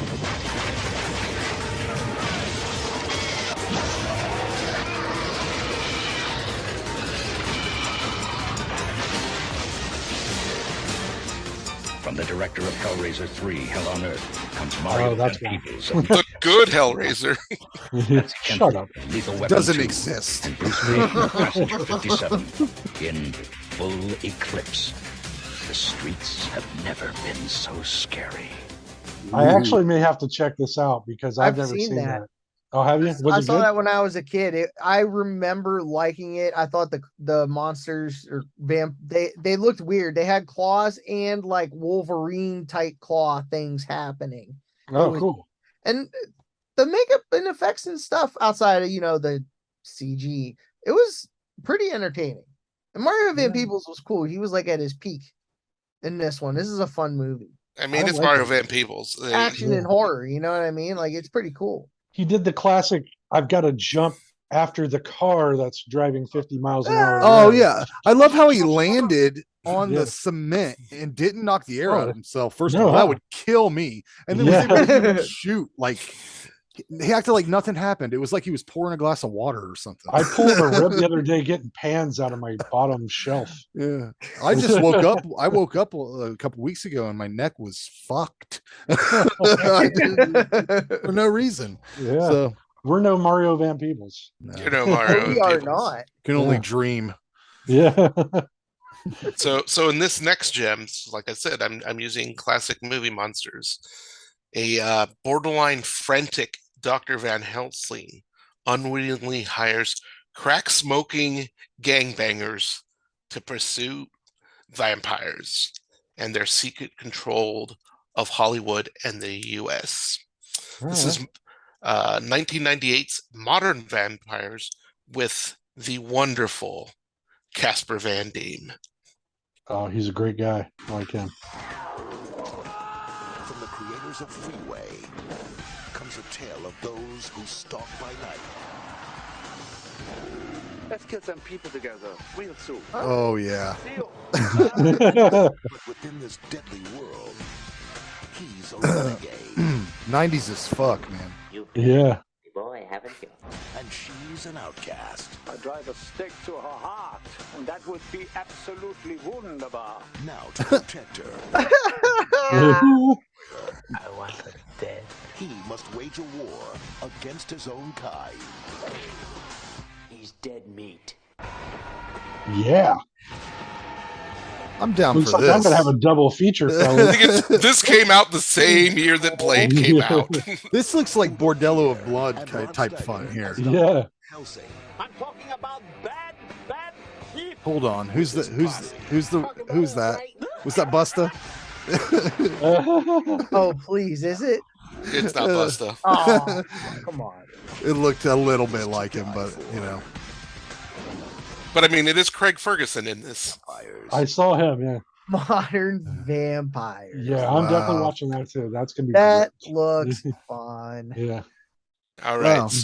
So the last wonderful entry, I had to dig deep for this one. I remember watching this movie when I was in middle school. It's 1991's. Before, let me read the fun synopsis. When Professor Lip Zipper dies, his favorite student, Mark, inherits a key to a secret laboratory. That's when him and his friend Jay find his 100-year-old secret, the old body of Frankenstein. Oh God. And they revive it. Inherits? What was that? What was that reading? I don't know. It's drunken His name is reading. Mark inherits. No, Mark that's inherits. Mark inherits the Thank key you. You're messing with my language. I'm messing with it. You're messing with it. All right. So you know, the monster's dumb as a brick, and you know, what do you do with this dumb as a brick monster? You take him back to your dorm, and then you decide that he needs to join the football team. That's right. This is Frankenstein, the college years, 1991. Oh my god! I'm gonna have to watch this too. Give me a second here, because I have to play this one off of YouTube. I accidentally downloaded the same thing twice, so give me just a fucking second here. This is a doozy. Fun fact about this one. Christopher Lambert has a cameo in it. Sweet. That is fun. That is a fun fact. Raiden himself. Yeah. Students decide to make a new friend. To make history! The operation is a monstrous success. Frankenstein! I've seen this, dude. I've totally seen this. The original party Yep. animals back. In a terrifyingly funny. Oh my god! Who's playing Frankenstein? The college years. Who is playing Frankenstein there? I absolutely need to see that too. Triple feature is gonna happen. Wow, that doesn't usually happen, John Paul. You don't usually catch Randy on three. I don't get 3. Wow. I feel You pretty good. you ended the year on a good note. Good for you. Yeah. That might have to be an episode on its own. Yeah. It's Right? Vincent Harmon plays Frankenstein. Or Frank N. Steen. Mhm. Yeah, Frankenstein. Yeah. Hi, Frank. But here's where the funny part is. Vince Harmon is not a real actor. It is actually Christopher Lambert. Ah, okay. Okay. Yeah. That makes sense. Yeah, he seemed like I was like, He I know seemed that guy. familiar. Yes. Yeah. Very much. That is the Highlander himself. So that's your trailer trash for the end of the year. Happy Halloween, everyone. Yeah. Oh yeah. Let's get into Halloween 3, Season of the Witch, 1982. Kids all over America want silver shamrock masks for Halloween. Dr. Daniel Chalice, is that how you say it? Or Chalice? Chalice is what Chalice? they say in the movie, yeah. I never pay attention. It's always fucking Tom Atkins for me. It's Tom Atkins. How dare you? Seeks to uncover a plot by Silver Shamrock owner Connell Cochran. Written and directed by Tommy Lee Wallace, who's kind of known for doing some solid sequels. Fright Night Part 2. Yes. He did the Great It, movie. the It miniseries from 1990. And he did Vampires Los Muertos, which I haven't seen, but I don't remember the first John Carpenter Vampires movie. So He was it's really good. He was on Carpenter's Cruise. They were buddies from early on. He was from they grew up together. Yeah, they seem like But really they close offered it. I friends. think they offered it to Carpenter, and he's like, no. And then he's like, ask Tommy. Yeah. You know, he'll probably want to do it, maybe. Yeah, but, he might want to do it, maybe. Possibly. Can you believe that some people just are annoyed by the Silver Shamrock jingle? I actually enjoy it quite a bit, but they do it makes me laugh every time. They pound it on you a lot in this movie. If you don't like it, you are fucked, because they're gonna play it constantly. And bugs are gonna grow out of your fucking head. Yeah, so. that's probably, I think that's why the movie is so good to me. Like the whole conceit that this guy's plan is to put a microchip that shoots a laser and melts your head, and not only that, but snakes and bugs come out of it, because creepy, right? That's the only reason that you would incorporate that into your plan, because it's creepy. He's a dick warlock. He is a dick warlock. I always love a movie where a guy who's not a detective inserts himself into a mystery. Like it reminds me of Slugs. There's that health inspector guy, the main guy in Slugs, and he's like, I gotta get in here and figure this out. And then it really I always go back to Kyle MacLachlan in Blue Velvet, because he's like, he totally has nothing to do with that, and he just gets involved.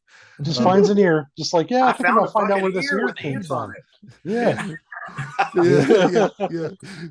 But there's some things that were very strange that I noticed in this. Tom Atkins was 47 when this movie was made, which blew my mind because he's in his 80s or almost 90 now. And he's still going too. Yeah. And Stacey Nelkin was 23, so that's quite a bit of an age gap. He's literally twice her age. I saw nothing wrong with it. Yeah. At that time, though, man, like adult. think about who the sex symbols for this time period were.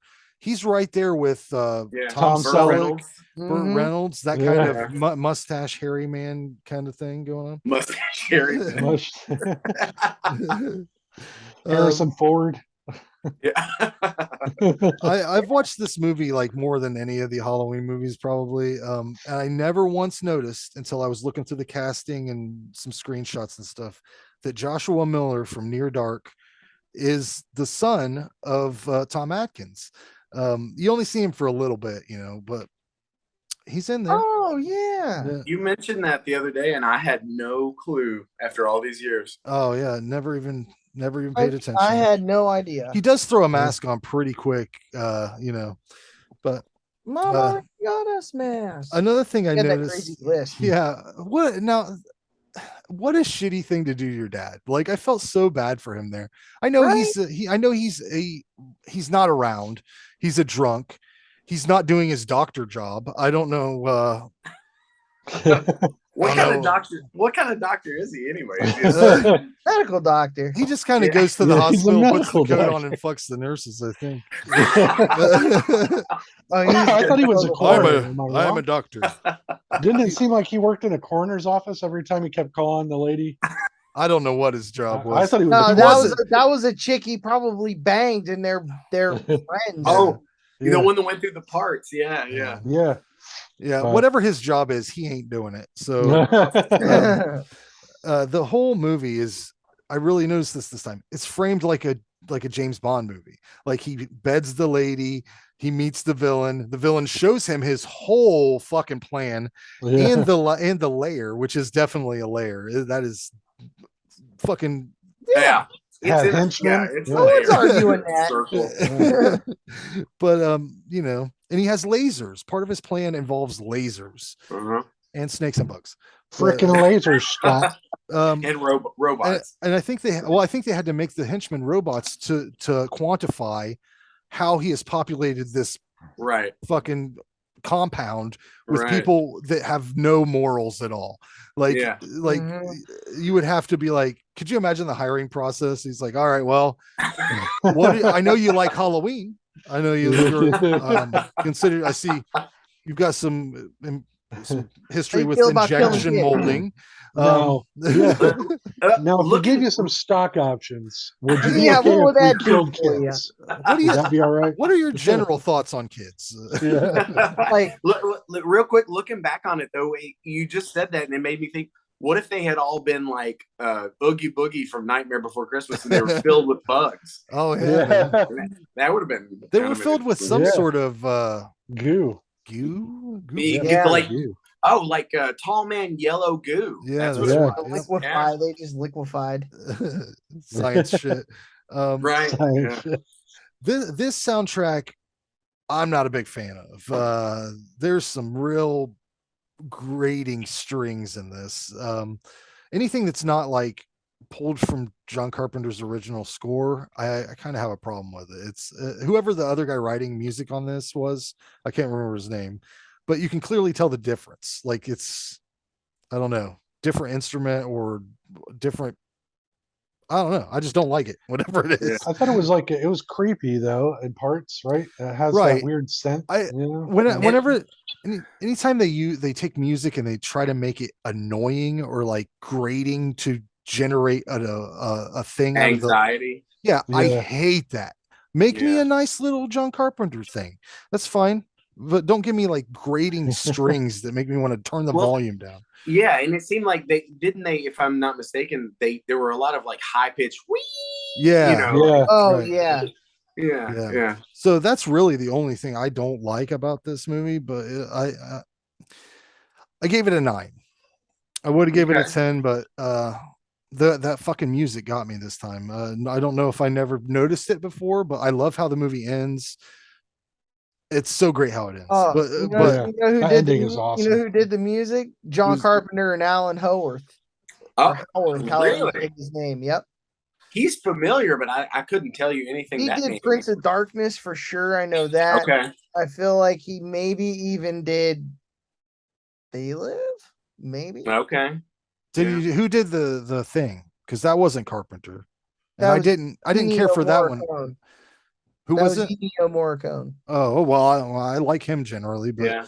but I don't care for that soundtrack that much. So that's That strange. that one, I'm getting them mixed up in my head, but that one's giving me Escape from New York vibes. I'm getting those two kind of mixed up, yeah. like that kind of da da da da da da da. But I can't. Right. I really can't pick them out without listening to them. It's just there's something very I can always kind of tell when it's Carpenter. Like it's minimal. Yeah.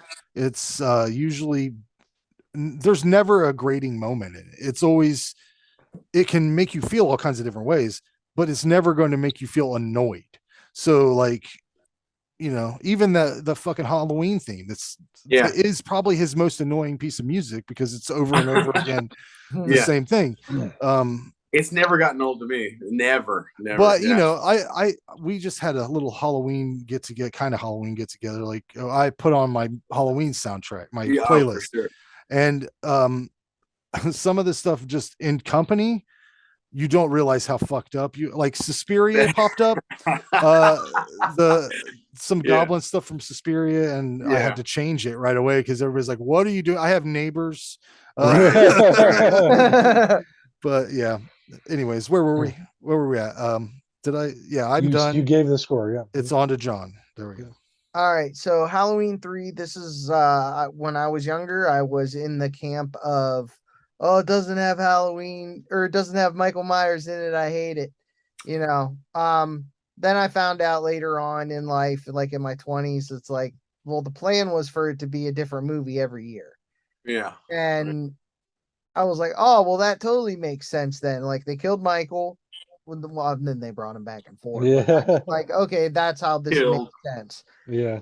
And then from then on, it was like all hands on deck. I love it.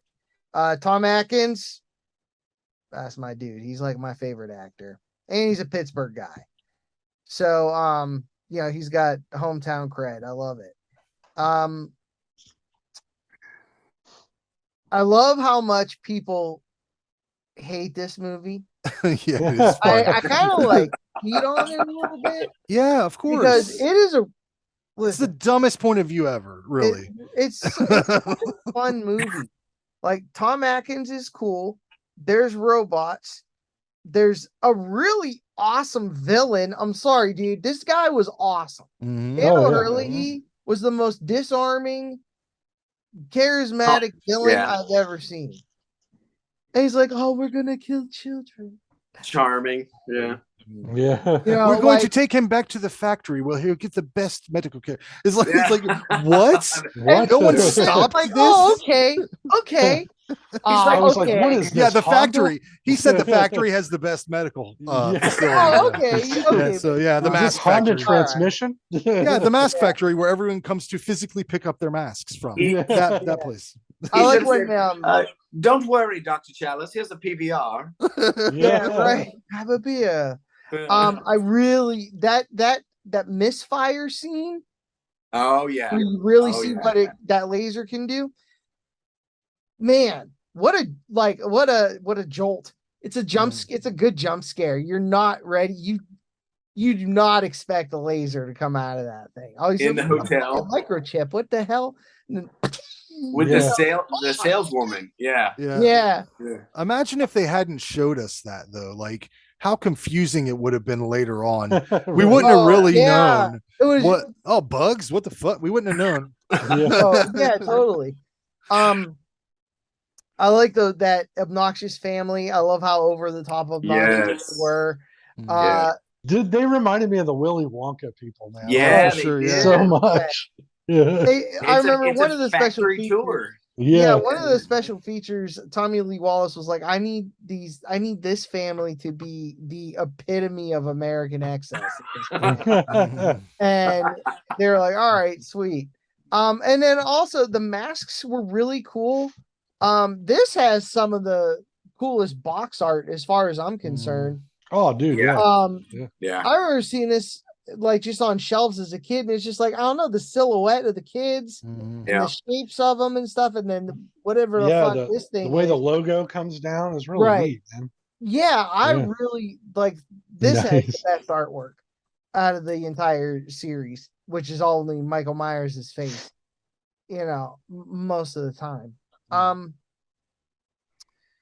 But yeah, this was I love that Stacy Nelkin ended up being a robot, and it was like, what if she was a robot the whole time?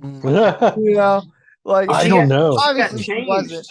Remember, Yeah. they kidnapped her. Yeah, they kidnapped her halfway. Oh yeah, through they or totally something, right? replaced her and Yeah. made a copy of her. I wonder what they did do with her though. They probably just killed her and Hopefully they kept her. She was pretty adorable. yeah. But that Am I allowed to say that? You just keep her? yeah. I like how they got rid of Cochran. That was a really cool way to kill him, and the lasers and the circle and stuff. Yeah. He just goes down smiling, which I thought was cool. Yeah. So I give this one a 10. Listen, I don't give a fuck if it doesn't have Michael Myers in it. Right. This isn't even in that world. In this world, it's a movie. Michael Myers is a movie. Your sweatshirt's apropos for this. That's perfect. Yeah, you might want to explain that shirt because somebody might read it wrong. So my shirt says in what you can read says Halloween 3 sucks. But in the spine print it says, if you think Halloween 3 sucks, it's because Tom Atkins fucked your mother. Well, first, when you showed the box art, that I didn't think about this before, but the Season of the Witch, the red face in the back, it is badass. I've always loved that. What if that was Conal Cochran's actual face? That would have been cool. When he got shocked and you see his witch face or warlock face. Anyway, go back to, he played Grigg, the alien in Last Starfighter. That was badass. The brown turtle faced alien. Yeah. The guy that recruits him. Yeah. He also, let's see, I wrote down his son is Gavin O'Herlihy, who was in Willow. He was the guy with the skull mask, General K. No, that guy's no, not the skull mask. He was the good guy that was Val Kilmer's partner. He was the redheaded blonde. Yes. Oh, the red guy. Yeah. He was on Happy Days and other shit like that. So I thought that was kind of cool. That's neat. I didn't know that. Tommy Lee Wallace was the director. Wait, was he the director of this? Yeah. Yeah, he was the director. So he and Carpenter grew up, and he also did, like you said, It. And he changed from the Stephen King novel. The first time the kids saw Pennywise was in Lambkin Park, and that's a place here. That's where across my second apartment here was across from Lambkin Park, so that was always kind of cool too. And he did. You said Fright Night too, which is badass, and Amityville too, which if you like the Amityville stuff. Did he direct Amityville too? I think Yeah, he so. did. Yep. It was either 2 or 3D. I can't remember which one. But I think it was 2 because it's called The Possession, right? Is that what? It's one of them. I get all those titles mixed up on the Amityvilles, but Well, there's a million there's so Amityville many. movies. Which one? There's only like 8 in the canon, right, or something like that. There's Amityville in Space, where they just the most recent one, they launched the house into space, which I need to watch. Well, have you I'm gonna seen pass on we that watched Amityville 1992, or was that what it was? No, it's The one about where time. It's about time. It's about time. Is that Meg Ryan, or she's No. in Oh, both? that's 3D. 3D? Okay. No, Okay. it's about time they find a clock, and Oh yeah. it's From the pretty Amityville wild. house. It is a crazy Every movie floorboard that is evil. is crazy movie that's better than what it should be. Mhm. Yeah, yeah, I agree. Okay, anyway, so those aren't really necessarily movie related, but let's see. I wrote. Okay, let's see. This is a big one. This is one that I don't know if I've never heard anybody else mention, and this ties to Halloween 6: The Curse of Michael Myers. So this is kind of fucked up. You remember everybody's seen The Curse, right? Probably. Mhm. Okay, so Paul Rudd is living in a house across from the Myers house, I think. And there's an old woman. He's like in a boarding house, and the old woman in the house is Mrs. Blankenship. And she ends up being a part of the cult of Thorn at the end of that movie. She's the old lady you don't think about. In Halloween 3, and I noticed the last time I watched it, when Cochran goes into his receptionist is Mrs. Blankenship. And I don't know, there's probably nothing to it, but in my head canon, I put her from there into Paul Rudd's house. So All right. anyway, let's see. I didn't have a whole lot of other things on this one except those I just loved it. And Tom Atkins, you mentioned him and everything. You can't go wrong with him. And Stacey Nelkin is gorgeous. I always had a crush on her. And the robots with the yellow blood and the gears. It was just fascinating. The whole thing. And then the masks. I got to show off. Let me do this real quick, and then we'll move to the other one. Yeah. But, the Toonie Tears. Yeah. Oh, you yeah. got that box set. Nice. Yes. Dude, that's That's awesome. cool. Yeah. And then I got it. So cool. Very cool. Anyway, so that's good. Yeah, I heard that when this movie came out, they were selling those masks like promotional or giving them out or something like that. I would love to find an original. I know they make them now. I've seen them at various places, but to get one of the originals, like the promotional, I bet it's expensive. It's pretty cool. Yeah. Oh yeah. I bet it would have been Don Post. Is he the? That's the old Don map. Post. Yeah. 100% Don Post. Yeah, they used his studio, his factory. That's where it Were was shot. these? Oh wow! No shit. That's cool. That's crazy. Yeah, that's why they had that whole operation set up. It was like, all right, well, let us film. We'll use your masks. Can we film here? Sweet. No way. Oh, that's cool. Wow, dude. That's awesome. All right, Ray, hit us with it, Ray. Well, what was it? I'm Bring us sorry. home. What was your score? Oh no, I didn't. Yeah, I'm gonna say 10. I'm gonna give them 10s across the board. Okay. It's Halloween. So. There you go. Gotcha. I saw this movie again when I was a young kid. I was probably like 10, 11, or 12, maybe a little bit older, maybe 13, I guess, probably. But I rented it from the library because of the cover. So yeah, I was like, this is crazy, and didn't have Michael Myers in it, but I didn't care. Yeah. Frank and I have talked about this a million times. I think he and I were the only two that liked it there for a while. Dude, I didn't even, I didn't see it for a long time. Because like I said, my introduction, I'm sure I rented the first couple, and then I know I watched a bunch of them on TV, but I don't remember seeing this until it was on VHS, definitely. But it was later on down the road. I was like, "What the fuck is this?" Yeah, and then, I tried it out. So yeah. So I looked this up too because everybody says it was a flop, but I looked this up. It had a budget of $2 million, okay, which pretty good for that time period. But it says and this is according to IMDb, $14 million is what it made. So I bet, to me, I think that people were pissed at it. Yeah, they paid the money. It was fan reaction more than anything. But my question is, did you say the budget? Oh, sorry. Yeah, said the budget was $2 million, and it made $14 million. So that's a pretty good jump. I think a lot of those people were pissed, but did they not have trailers back then? Did they not know? Did they not know it was a different goddamn thing? Right. I love this movie. I love Tom Atkins. I love everything. I love sci-fi stuff anyways, and this had that sci-fi feel. Plus, horror elements.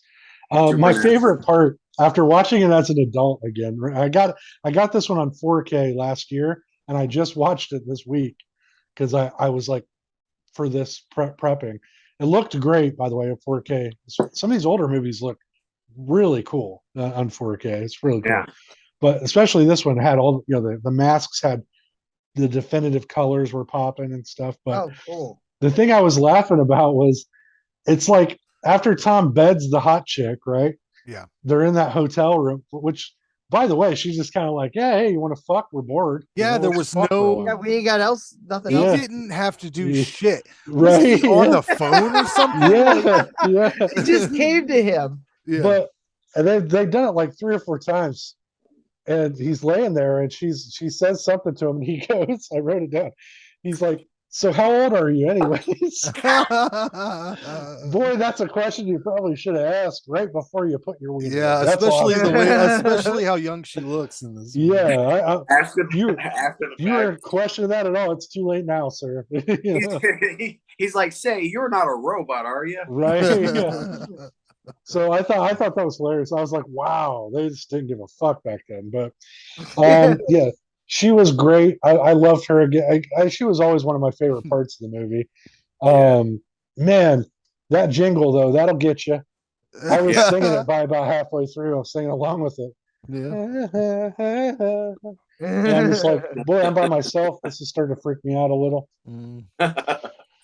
And my only complaints, it's a little slow paced in parts. You know, again, we're investigating, and some of the investigating, you're like, do you really need to investigate this? You know, I mean, yeah, you got to call your wife right in the middle of this, really? You know, Right? Yeah. Put the kids on the goddamn phone. What's her name? I can't remember his wife. I can't remember her name. But what was the other thing? Oh, Tom Atkins was great, like I said. The other thing I didn't like, you know, the plot is so kind of contrived a little towards the end because you're like, okay, so he's a wizard, a warlock, it's a dick warlock. What? Stonehenge is here, cool.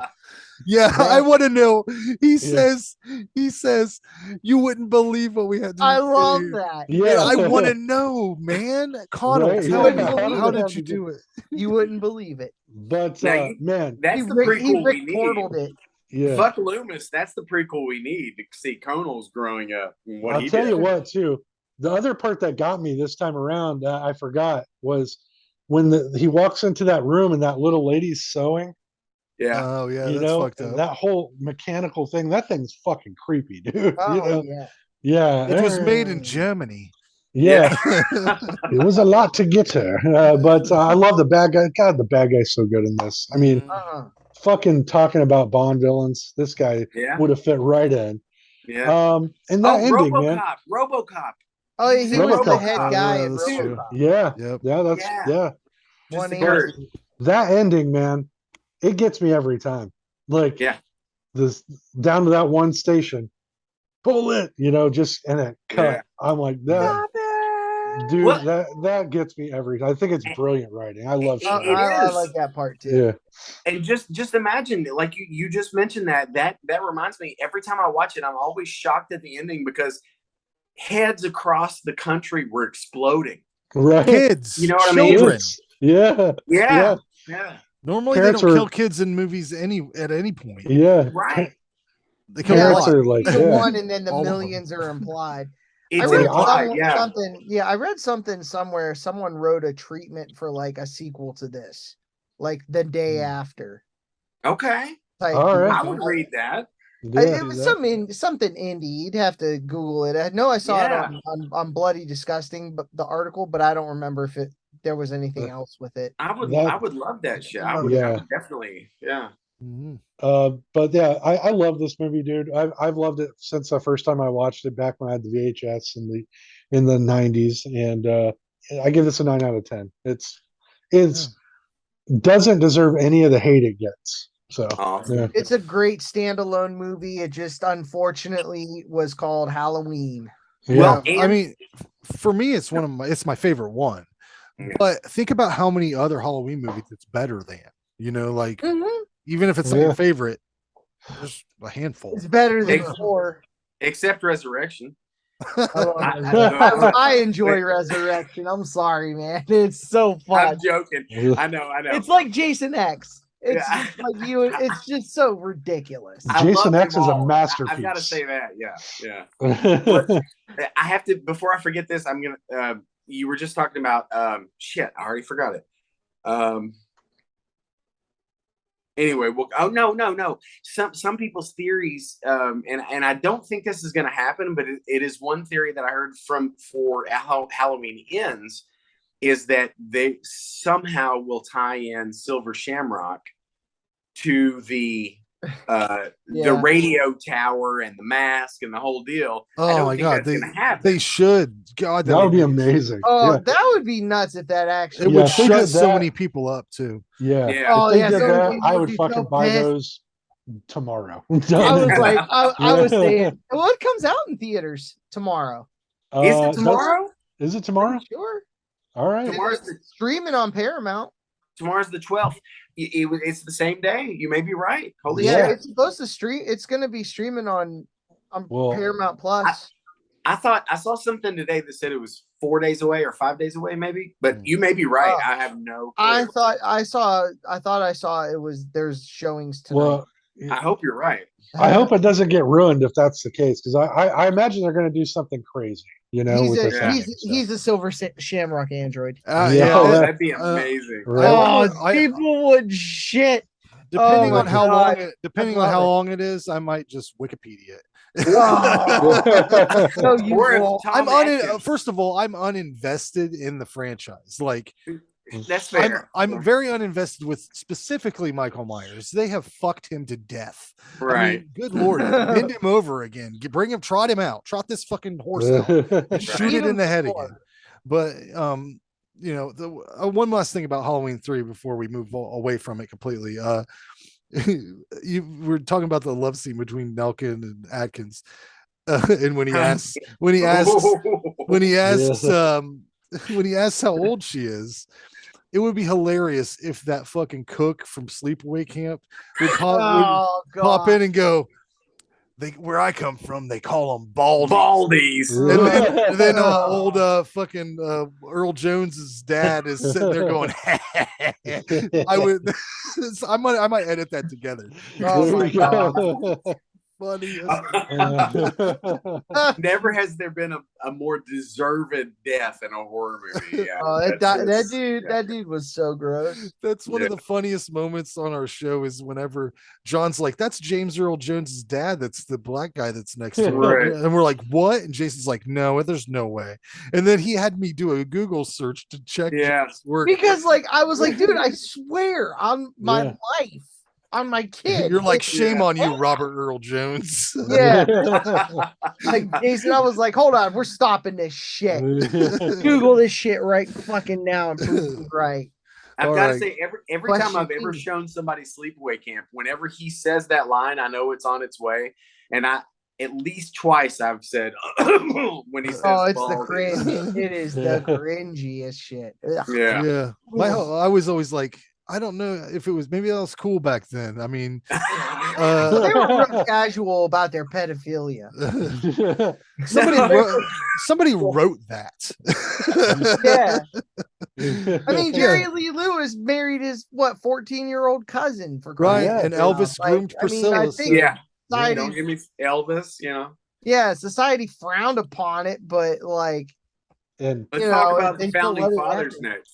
how many 14-year-old girls did the Rolling Stones run through? Probably. Oh yeah, or Ted Nugent, huh? Yeah. Oh, him the most. Yeah. Yeah. All right, let's do it. Halloween 3. And now that he's gone, we can talk about it.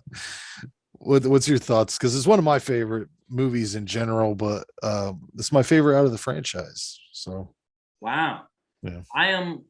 I mean, it's like, it's again, going back to what I said, maybe we record or not, about the playground impact on horror movies in the 70s and 80s, where there's no social media, there's nothing. It's like, it created so many images and added to the terror of Michael Myers and Jason Voorhees and Leatherface, even, you know, as kids. Like, it was just like somebody saw parts of this movie on a sleepover, they stayed up late, and so you never got, you know, the full sense of it till you saw the movies. But by the time you saw that movie, it was even scary because everyone had built you up talking about at school on the bus. And Halloween 3 for me was a victim of that because everyone from my age, you know, at that time was like 7 or 8. Everyone 7 and 8 to the high school kids said Halloween 3 sucks. There's no Michael Myers. And that they're still out there. Those people are still I know, and very that was out the there. universal ringing echo across the land at that time of like, do not see Halloween 3. It sucks. There's no Michael Myers. It's about these kids. And then my friend Jerry Botman, who like, he was the kid who stayed up till like 3 a.m. because his parents had HBO and Cinemax. He gave me like my first taste of like, what happens in the Howling? What happens in Friday the 13th Part 3? So he would always say, no, it's actually pretty cool. There are these masks. But be honest, man, it took me 20 years of my life before I didn't see Halloween 3 till I was 31 years old. I didn't see it until I was much older too. And this is and why I was blown away by how good it was. It was scary as fuck, man. It's definitely better than Halloween 2, definitely in terms of like a movie. I didn't see it until I guess I saw it still pretty young. I was probably 16 or something, but I had seen all the other ones. I had seen all the other ones way earlier than that. So it was like, and the reason I didn't was because they would play these fucking movies every Halloween on like USA or something. Yeah. And they would never include Part 3. It was always like a jump right to 4. 4 and 5, yeah. And that's where they started losing me in the marathon. I'd be like, all right, well, this one's all right. And then this one's, you know, I felt, you know, and I'm a Friday the 13th guy. So it's like, me too, yeah. That's like, all those are different and they're great in different ways, even the shitty ones that people don't like. Like, but I also feel that same way about Nightmare on Elm Street. I even like Freddy's Dead. I just like each one of them differently. So it's like, you know, I just like people doing cool stuff, but they seems like they really wrung the shit out of Halloween by the time, you know, they got to where they're at, because I've never, you know, normally sequels don't mess with a original movie storyline, but good Lord, this franchise fucks it all up and down. But anyways, I've already talked about this. Let you guys get into it. Halloween 3, I've heard a lot of people say this. It's not like it's an original idea or anything, but I think the movie suffers from being titled Halloween 3. I mean, if we called it John Carpenter's Season of the Witch, there would be no question about it. Nobody would have cared 20 years later, and we wouldn't, you know, because it is. Let's be honest. It's, especially for that era, it's a good movie. I mean, there was a lot of stuff coming out during that era that wasn't great, and this is pretty good.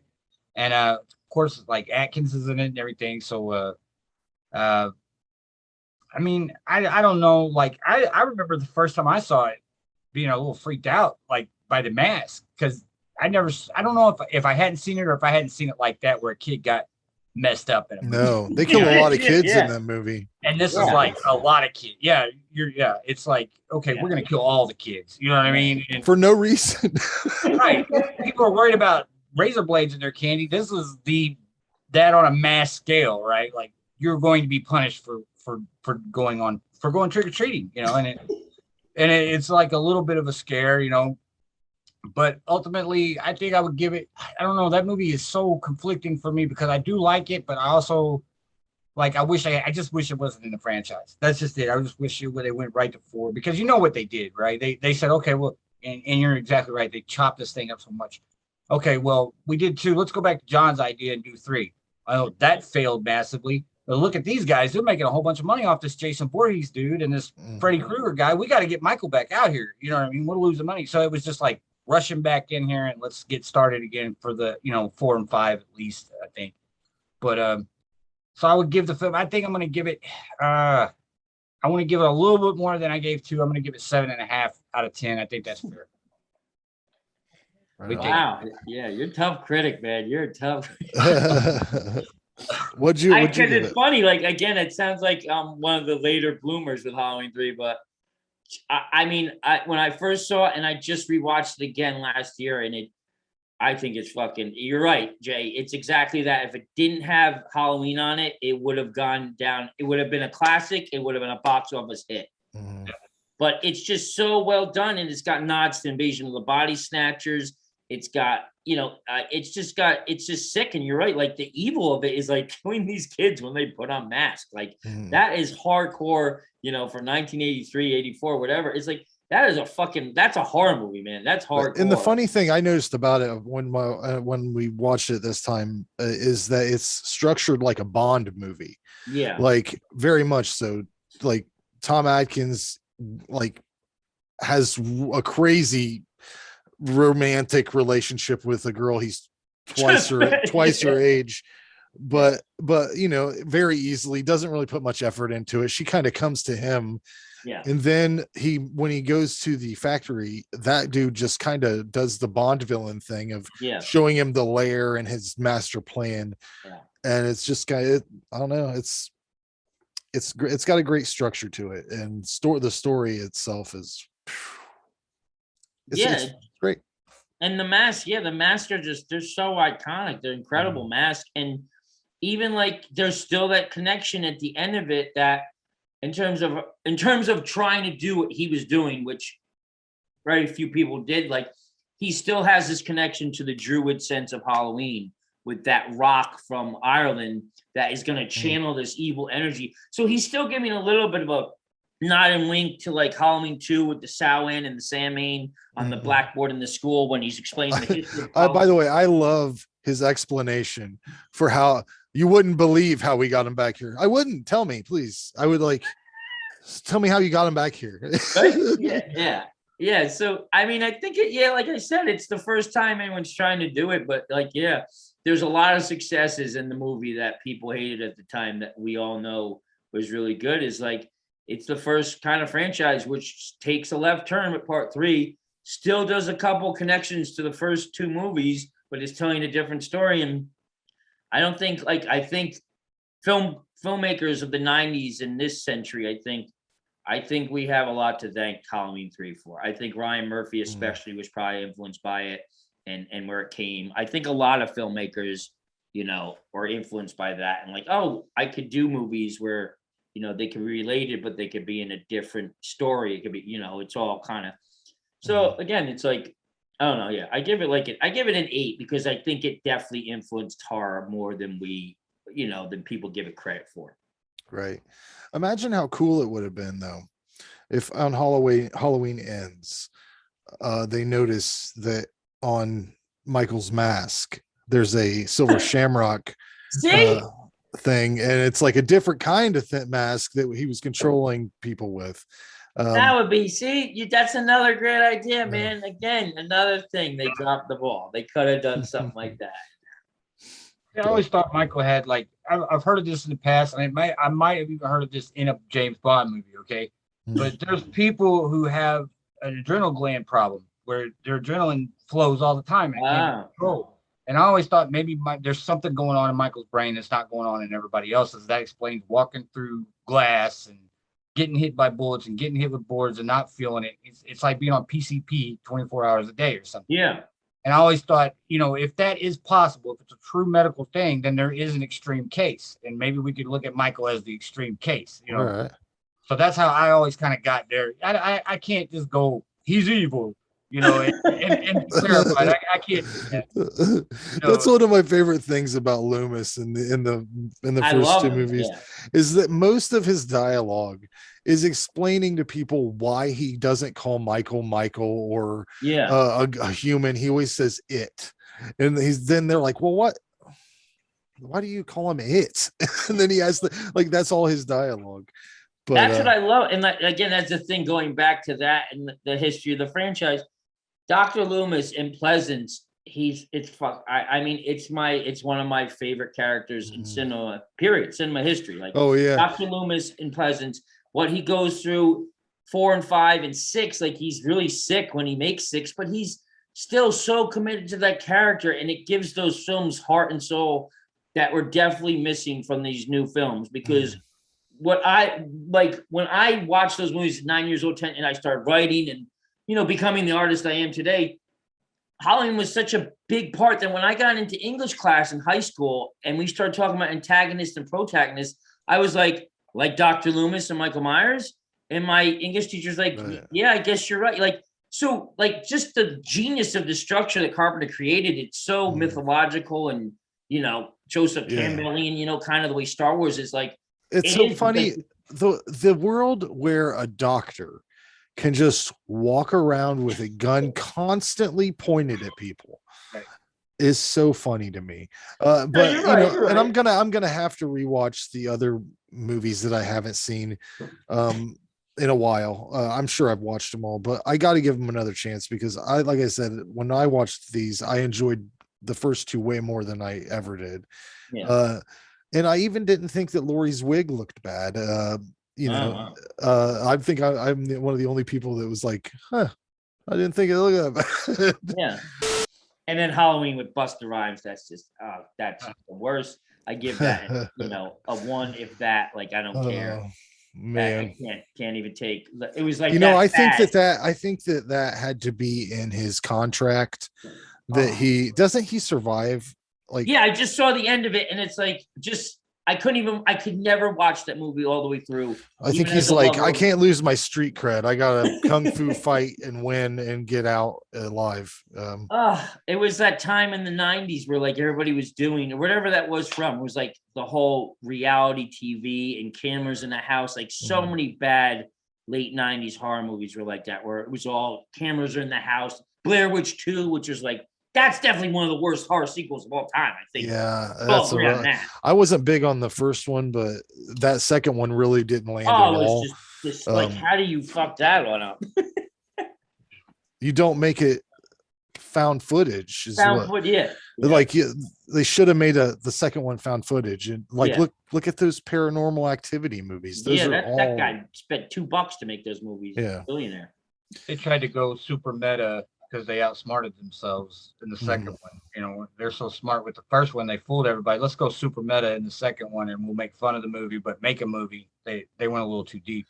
The way the coolest thing about the first one is how they produced it, because that's how they got those effective things. Because those actors are not as good as they are in that movie. No, I mean, you don't hear about them. They're not in anything else. Entered in a lot of stuff actually, but nothing that's like that movie was top of mind for everybody. And then, you know, they got those natural reactions because they didn't know what was going on. Like they literally didn't have any clue. So as good actors as they may have been, those were natural reactions for the most part. And of course, the big one with Heather Donahue where she does the crying scene in the camera. I mean, she probably couldn't have acted that unless she was that terrified, you know? Exactly. Like they terrorized them. I mean, just in the middle of the whatever Virginia woods, like no matter what, you'd be freaked out. And they're just, you're right. A lot of that movie is genuine. I mean, and think about think about what kind of film you could make with the McAmee Mansion or whatever that crazy place is that you hear about all the time. I've seen videos of people coming out of that recently, and I highly recommend it. Where is that, in Tennessee or Virginia? I'm not sure. I saw a lady that had her head shaved, her lips were all swollen up because they had like abused her. Like it's basically paying someone to assault you. Dude, no thanks. I can't take that kind of stuff. I'm all for a haunted attraction thing. They're fun, but that's too much. That guy should be shut down.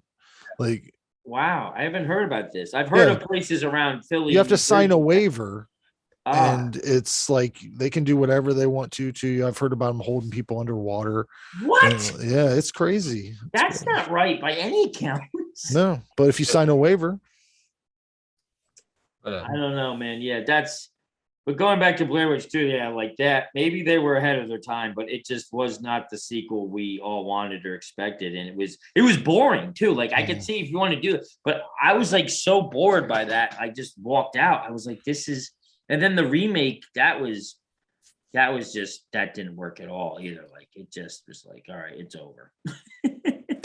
And of course, I have to put my 2 cents in for the Blair Witch Project because I just had a chance to rewatch it, and I don't think I've seen it since '99 when it first came out. And what a brilliant movie. But for those of you who don't know, when it first came out, they prequeled it, I guess, with a mockumentary on the Sci-Fi Channel. So, you know, this is before the days where like we could research it, and find out that it was a movie. And when you did Google it, it went straight through to the movie's website. So, when we first saw this, we thought this was real. And these kids had like disappeared, and this witch, killing children out in the woods. So yeah, I loved the feelings that it evoked back then. Like it's so much fun to be a kid and to be scared yet safe. And that's what that movie did for me then. And I just remember being, really impressed with it. And just watching it now, it's such a different take on it being older and, knowing that they're actors and everything. But what a brilliant movie. And my favorite Halloween costume, I don't have pictures and I wish that I did. I lost them in Hurricane Katrina. My sister and I, although politically incorrect nowadays and we would get in trouble for it at the time, highly creative and we thought, amazing costumes. We went as Milli Vanilli. My kids from the 90s will know. And we had like the shoulder pads and we would jump up in the air and go, I'm in love, girl. So in love, girl. But anyway, yeah. So yeah, we went as Milli Vanilli. It's hard. Once they opened up that found footage can of worms, a lot of stuff flew out of it that was not that great. I mean, the Wreck movies, the first two, I don't know how many there are. I've seen if there's more than two. The first one was good because it's the remake of the Brazilian movie, right? Isn't it like the original? Wreck was the original. Right. Yeah, that's amazing. Yeah, the first one, the original one, wherever that. And then they did Quarantine. Yeah. Wreck was definitely better, definitely. But that was one of the better ones that I've seen. But there's so many. And even Poughkeepsie Tapes has some good found footage. I never saw that. Is that good? I hate the movie. It's a big bummer. It's just a big fucking bummer. Really? But if you like well done films and you're talking about found footage and like a mockumentary sort of thing, that one feels like you're watching a documentary about a murder and they've got actual found footage from it. But the thing about it is, the thing I noticed about it, I hated it.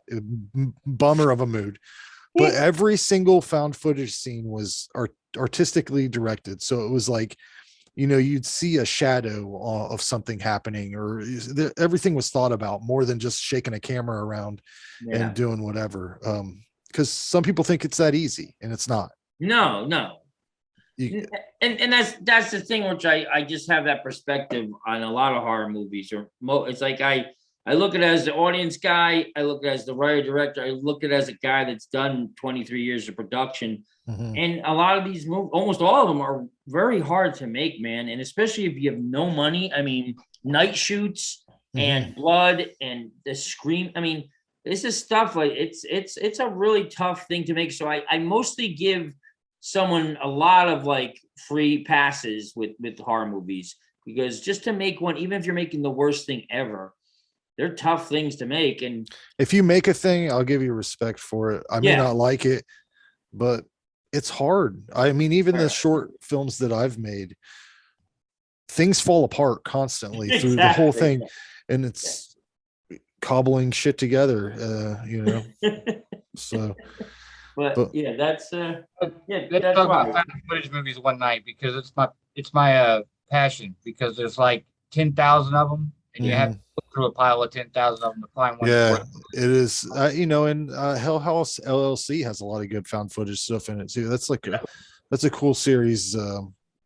People should check out if they haven't seen it. It's just I don't know. I like the story. It's got found footage has a hard time getting a story in there too sometimes, and then that one has a I always want a reason why we're seeing this. I don't want this was filmed and found somewhere. I want hey guys, we're doing this, and it's like a show or something. You got to frame it into something else. So, I like that idea. And like when you do something cool with it, I give you a lot of respect. All right, talking about Halloween Ends, and let's kind of hope it does, because I kind of feel like this movie was just so bonkers. Oh my gosh. Just out there. And I love Jamie Lee Curtis, so that's hard for me to say. I still feel like it should have ended at H2O, but that's just me. So basically, the movie opens a few years after the events of the 2018 film. There's a voiceover with Laurie Strode talking about how the town has never fully healed from the mass murders carried out by Michael Myers in 2018. We have this side story with this kid Corey, who is babysitting a kid who's a bit of an asshole. The kid locks him in an upstairs bedroom, and this kid Corey is, trying to get out, and he kicks the door, and when he kicks the door down, the kid's on the other side, and he flies down 5 flights of stairs and basically is killed right off. So, first, very bold move, in my opinion, to start it out with the death of a kid. I was like, oh, okay, here we go. But Corey, goes about his life. He is apparently in Haddonfield, and he's very good friends with Laurie Strode and dating the granddaughter who lost her parents from the events in the first film in 2018. Basically, the townspeople don't treat him too nice. He's kind of, treated like a pariah, and Laurie Strode knows a little bit about that because, they're united together in their trauma, I guess. And that's kind of a resounding message throughout the whole film, is like unhealed trauma. So basically, at some point, Corey meets Michael Myers in a storm drain, and they have this weird bonding moment, and like it almost fringes on like, I don't know, I don't want to say homoerotic. It's just weird because the Michael Myers that I know doesn't bond with dudes in storm drains. I'm just saying, like, what the hell? But basically, because of this, the kid gets triggered, and then he goes on a murder spree, Michael Myers, style, and Michael Myers actually helps him. But that's one of my little things that I don't like about it, is it's, less of a Michael Myers kill and more of this kid killing people. We get some really gory, bloody scenes. There's one scene where like a DJ gets his tongue cut out, definitely some legitimately good jump scares. And basically it crescendos with, Michael Myers ultimately taking out Corey, and, Michael Myers himself getting taken out, or so they say, and the town uniting by putting his ass in a meat grinder and liquefying him. To me, it's almost less of like a slasher movie and more about unhealed trauma and what can happen if you don't take the necessary steps to heal traumatic events. And I don't know, it's weird. So yeah, I love Jamie Lee Curtis, but I hope that this one is the last one, because it definitely is not a great way to end it and not my favorite. So yeah, it kind of pissed me off, to be honest. All right, guys, let's do our Dream Warriors recast the reboot game. I know everybody's excited. Who wants to go first? Anybody? I think Jean-Paul should. Jean-Paul. All right, I'll go first. Okay, let's do All I've it. been dying to hear his picks. All right, so here's if we were to cast it with current day actors, if they were making a reboot, here's my cast. All right, number 1, Freddy Krueger. I'm gonna give fans what they want. We are giving Freddy Krueger to Kevin Bacon. We're gonna give him a shot to play Freddy Krueger. It's been widely around the internet that he wants to take it. I'm like, all right, we'll give him Why a shot. does everybody think he would be so great at it, though? Because now he's just old and decrepit, and he can do like mean faces, and he's done horror now recently. So I think that's why I think that he can do it. And he's a fabulous dancer. And Robert England gave him the blessing. So why not? All right, Nancy Thompson. This was a fun one for me. I'm doing Samara Weaving. You guys all know her from The Babysitter. Yeah, I actually had her cast on mine in Kristen Parker's role. All right. Patricia Arquette's. Yeah. So yeah, Samara Weaving, I think she's a great actress. She can pull off horror and pull off the role of taking care of kids. All right, my Kristen Parker, I did Sydney Sweeney. She is currently on that show Utopia. She's been a whole bunch. She's an up and coming actress, blonde, cute, while still kind of looks innocent looking, kind of like how Kristen was, and can do the little shy thing, and then like the empowerment at the end. So that's my cast for her. Ronald Kincaid. I had a tough one with this, but then it just dawned on me. O'Shea Jackson Jr., Ice Cube's kid. I mean, I think he's perfect. He's got the body. He'll do the whole like flex thing. Is it Ronald or Roland? Roland.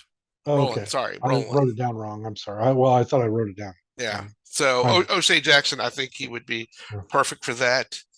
Joey, I picked Josh Hutcherson. You guys know him. He was just recently on that Future show, Future Time on Hulu. I think he's Oh yeah. yeah. I think he could pull off that kind of like youngish look. And then for Will, I went nerdy. I went with Ossie Butterfield. He's currently on that show, Sex Education on Netflix. He He's the was main in guy. Ender's Game. He was Ender's Game, exactly. Yeah. So I think he'd be perfect, like nerdy looking kid that could be the Wizard Master.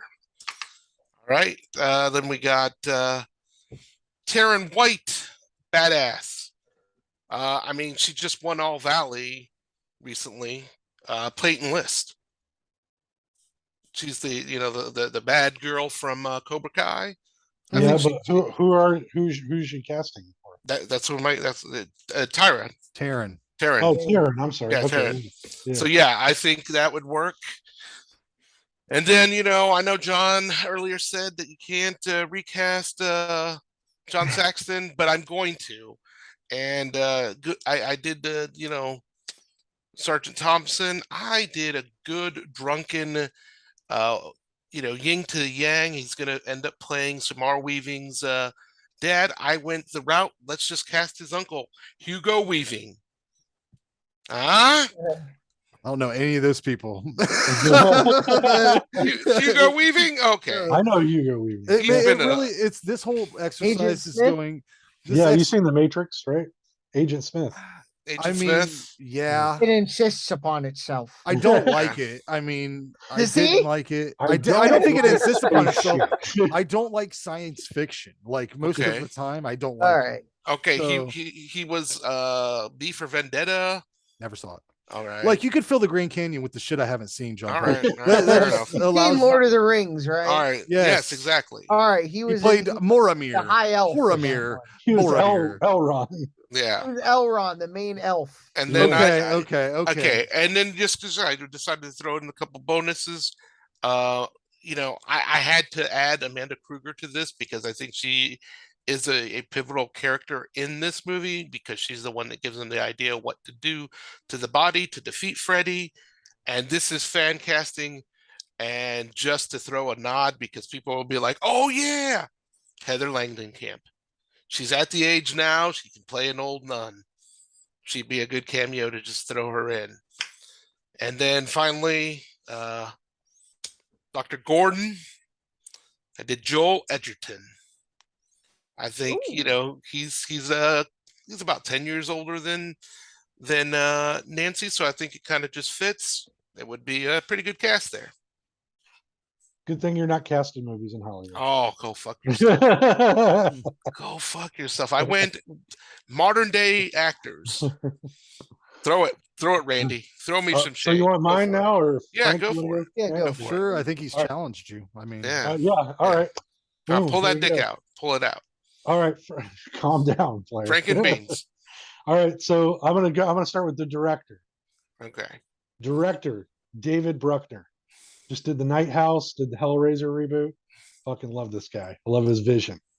Amanda Kruger, because John Paul and I talked before this, so he gave me a couple ideas. I was like, oh, I forgot Amanda. So Amanda Kruger, I'm going with Julianne Moore. Yeah. Yeah. You like Okay. that? You're he welcome. dropped it on you. He did drop it on you. Yeah. I mean, I'm bringing back Heather Langenkamp so the fans will at least go and see Nancy. Oh God, yeah. I'm worried about what the fans think in my movie, but you're right. Yeah. Freddy Krueger will be played by Bill Moseley in my film. Nice. I like that. Ooh. Thank Okay. you. All right. Nancy, Maya Hawke. Who's that? Okay. Ethan Hawke's daughter. She's I legit can. off. Yeah, I mean, you Yeah. might as well give a little explanation for all of them because Ethan Hawke's I don't daughter, even. she's in Stranger Things. She plays the sidekick to the guy that's working at the video store. She plays young, but she can be older too. So she is actually older. She's like 25, I think, 22, something like that.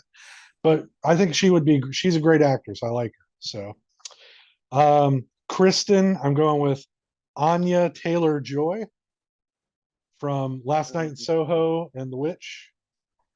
That's good.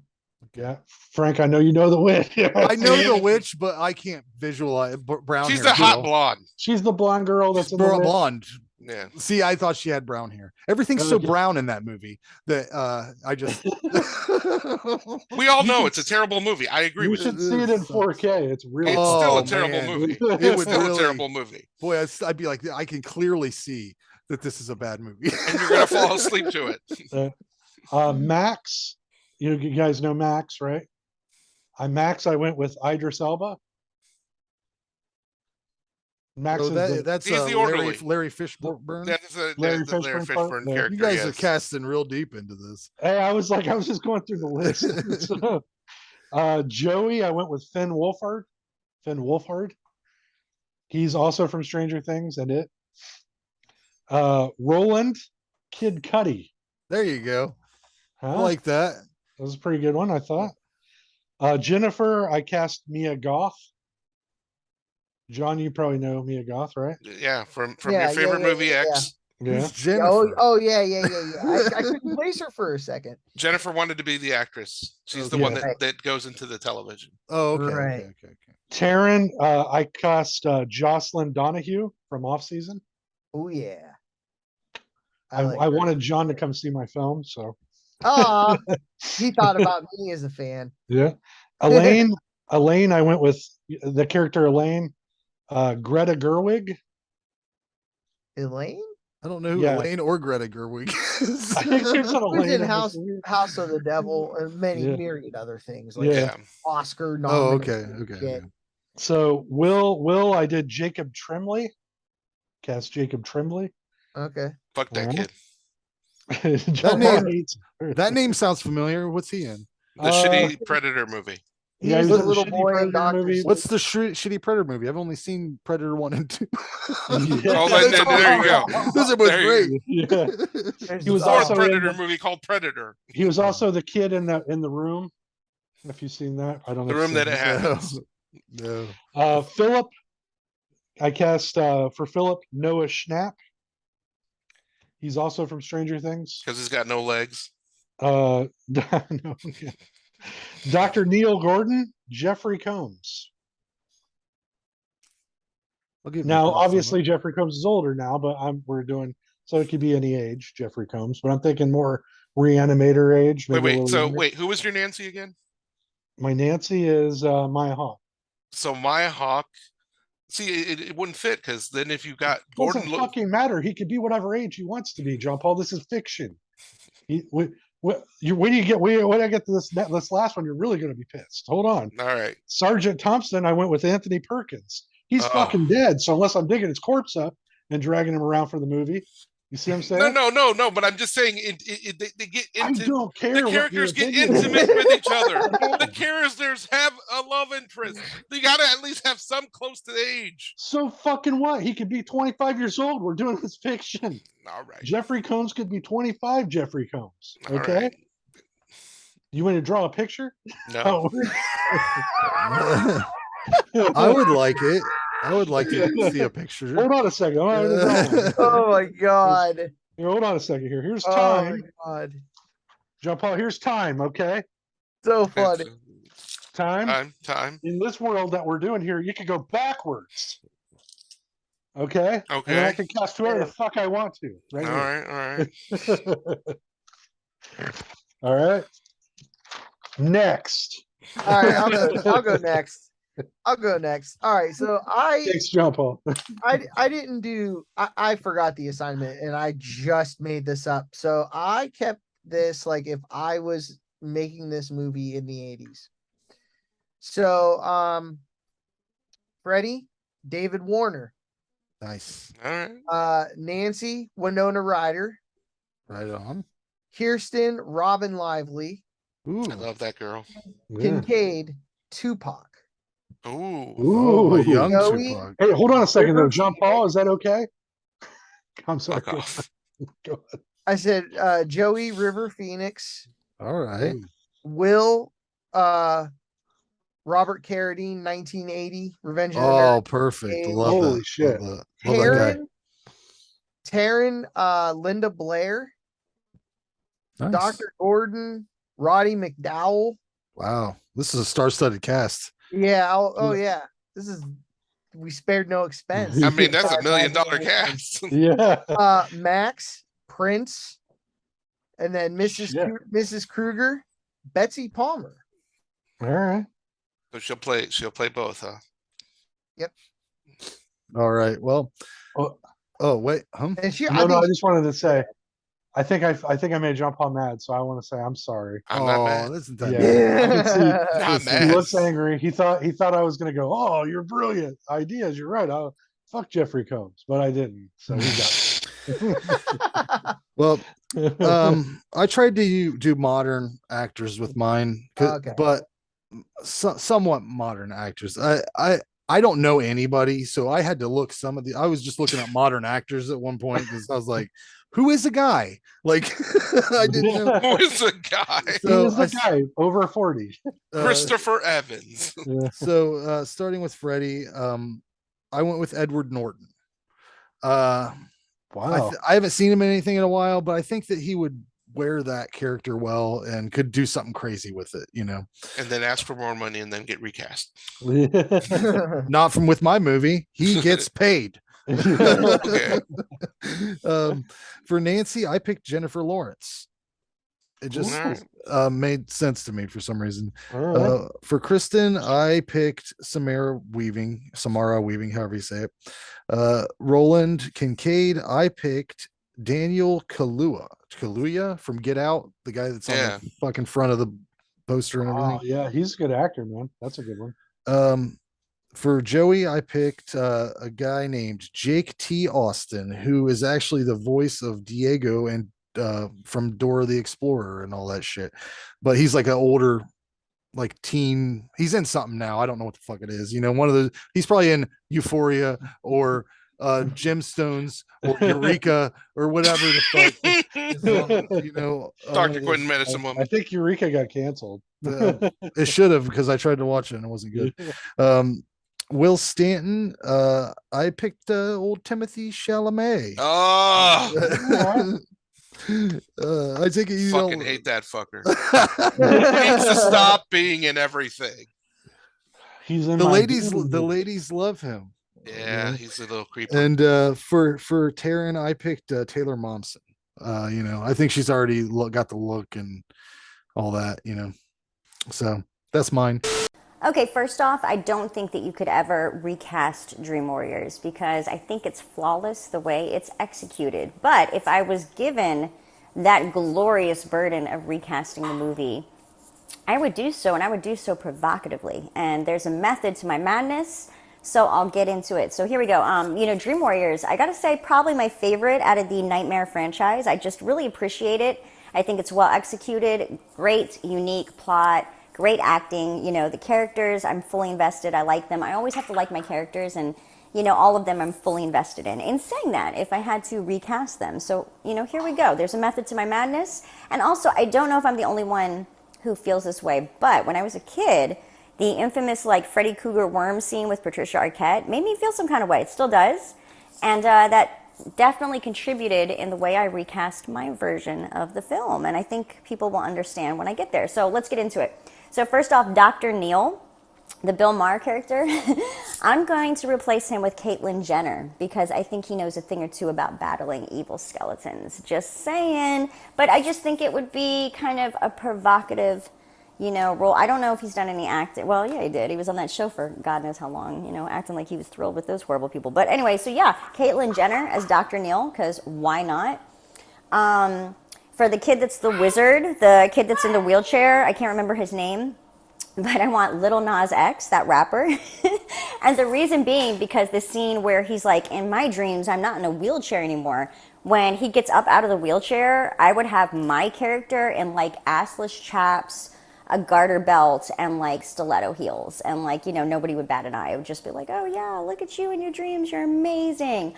Taryn, the girl who in her dream is, and I'm beautiful and I'm bad or whatever she says, I would replace her with RuPaul. And I would have out of drag RuPaul play the, normal her, and in drag RuPaul play the her in the dream sequence. Because I just think that would be, kind of cool. You know what I mean? Why not? Why not? Why not, right? Kincaid, of all people, Steve Martin, like banjo playing Steve Martin, because why not? I feel like he would actually bring a lot to the movie, and I have not seen him cast in a horror film, so I think the randomness of it might be eerie within itself. So yeah, that would be my choice for that, and you know, I don't know, come for me on that one. Okay, so for the role of Kristen, Patricia Arquette, thought long and hard about this, and I went with one of my all-time favorites. I went old school, and I went with The Great Rack because I think that's really important in a great horror movie. So I'm going Pam Grier with this one. Yeah, you're welcome. Also for Nancy, I'm going old school. I want an OG, and again, this contributed largely to my, you know, Freddy Krueger worm eating factor because I was thinking to myself, who would I want to see, you know, rescue Patricia Arquette's character from the giant Freddy Krueger worm, and none other than the, you know, legendary, iconic Goldie Hawn. Yeah, like 70-year-old gorgeous Goldie Hawn. She's like so gorgeous even now, but I want to see her go rescue Pam Grier as Pam Grier is like, you know, struggling with a Freddy Krueger, you know, worm trying to eat her. And yeah, so that's how I do it. And Freddy Krueger, I want him to be Samuel L. Jackson because why not? I just think that it would be really cool to have, first off, a black Freddy Krueger, and I think Samuel L. Jackson would bring a lot to the, you know, plate with that. So those are my choices. Like I said, method to my madness. I think, you know, if you think long and hard about it, the Pam Grier Goldie Hawn scene, I think it works on so many levels. So yeah, I would never recast it, but if I was going to, that's how. All right, Alex, what's your cast? What's your cast on Dream Warriors, the remake? It's your movie. Let's do it. What do you got? All right. Well, I went a little bit of a different route, and I did mine with Muppets. I hope that's okay. Oh, that's awesome. That's great. All right. I'm so in for this. All right. So I guess we'll start with Freddie. I got Ernie. Ernie is Freddie. That's awesome. Some visual aids here. Who do we got next? Kincaid. That's Ralph. Oh, wow. Oh, that's so cool. All right. Let's see. What was Jennifer Rubin? Taryn. Yeah. She's beautiful and bad. Janice. Oh yeah, that's All great. right. Oh Yeah. man. Wow. Let's see. I got 4 more. Okay. Kristen was Patricia Arquette. So Yep. we got. I mixed it up with this one and threw a little Sesame Street in there. That's Prairie Dawn. All right. All right. Still a Muppet. Still a All Muppet. right. We got. Is it Will? Was the wizard? Master. Lower it the wizard master. Yeah. Scooter. Wow. Yep. Nice. All right. That's good. Yeah. And I don't know which one to go with next, but I guess I'm going to go with Nancy. That's Piggy, of course. Right on. All right. And this may be my favorite just because I'm partial to Beaker, but Joey. Oh yeah. Oh man. that is awesome. That is hilarious. I need that like in a Brady Bunch grid on it. Right on a shirt. That's I've got it. I'll send you the link. I've got it. Oh. Yeah, that needs to be on a wall somewhere framed. Yeah, that's so cool. Well- John Paul should have stayed. He would have loved that. You pissed him off, man. He's out. He's out. Well, Way to scare him off. he might not have liked this one. Neil Gordon was Guy Smiley, but I left that one off. We'll see. Yeah. Totally Guy Smiley. I can see that. Oh man. Nice. Yeah, That is some Awesome. good shit. that was good. We'll give Wigmare. So let's move into show and tell, guys. Okay. If everybody has anything or whatever. Yeah. Never. Yeah. I got something. Can I go? Yeah, Yeah. good. All right. I bought this. Speaking of Toonie Terrors, Oh, that guy. Sweet. Nice. it's Texas Chainsaw. It's my last one probably. No, it's not. You're going to It's buy the not. ones that Alex has. Yeah. Yeah, But, that's sweet. So do I they have have? that, Do they have those in Killer Clowns? By the way. I don't. I think so. I don't. I don't Oh, you have got- that. Not yet. What do you Not mean? yet. Nice. Yeah. Yeah. No, the clowns are on their way, and I'm definitely gonna get those. Yeah. I'll have to get those two then. Yeah. But then I also picked up the Army of 4K Dark- Blu-ray set of Army of Darkness There you in go. the tin. Yeah. deal, made a 10. Nice. Yeah. You know, some people are like less packaging, make it more recyclable. Randy's like double down, make it a steel book. I do That's not. gorgeous. I immediately threw the box outside and let the wind take it away. Filled it full of cigarette butts. You don't even smoke. Right. Right. That's all I got. That's what I got this month. Right on. All right, I got a couple things. I found this dude on one of my groups. This is the one from 01. Oh, the vampire. Yeah, this is before Nosferatu. Sideshow. Oh, Vampire. So Yeah. open it Of up. course, I'm gonna because Yeah. but I'm gonna get to it. But yeah, I got a real good deal on him. He's like 21 years old. Is that Vampire from the movie, or is that Nosferatu, or are they? That's Nosferatu. Okay, well, I mean, they're the same, right? Well, Basically. this one is, yeah. They called him the vampire or the vampire, and they give the name of the story and. I think he may be from. I think he may be from the movie, the one called Vampire. That may be him. No, that's definitely Count Orlok, 100%, because it's Nosferatu. No, it's the same thing. It's the same source material, I think. Yeah. Oh, maybe. Yeah, Where's Elliot when you need him? He'd pop in. Oh yeah, he's dead is straight. And then I took advantage of Scream Factory's DVD sale or Blu-ray. I almost did that myself. I picked up Nice. Event Horizon. Oh, True. That's one of my favorite movies, John. I love that. Yes. I love it. It's so good. The original Carrie. Carrie. I love Right that on. movie. Klaus Kinski's Nosferatu. There you I go. really like it. Nice. One of my comfort films. Graveyard Shift. Yep. And then I got the figure. I had to get the Tom That's great. Atkins. Nice. so yeah, that's what I got. I just got the Blu-ray copy of that myself through back yeah? channels. It's on my hard drive. Oh, that means you had your old Everybody's Captain got a bunch Jack of money. Sparrow. Not ISO.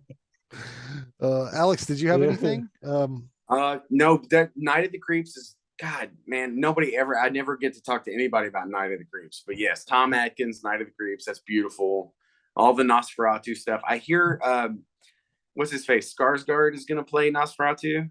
Yeah, in the Eggers remake. Yeah. Okay. I'm I hope excited. I hope they don't like try to overuse him in too much stuff because I know he was great. He was great at Pennywise. I saw something else he was going to be in too. I can't remember what it was. He's in a movie He's a coming good out. actor. It just came out called Barbarian. Oh, okay.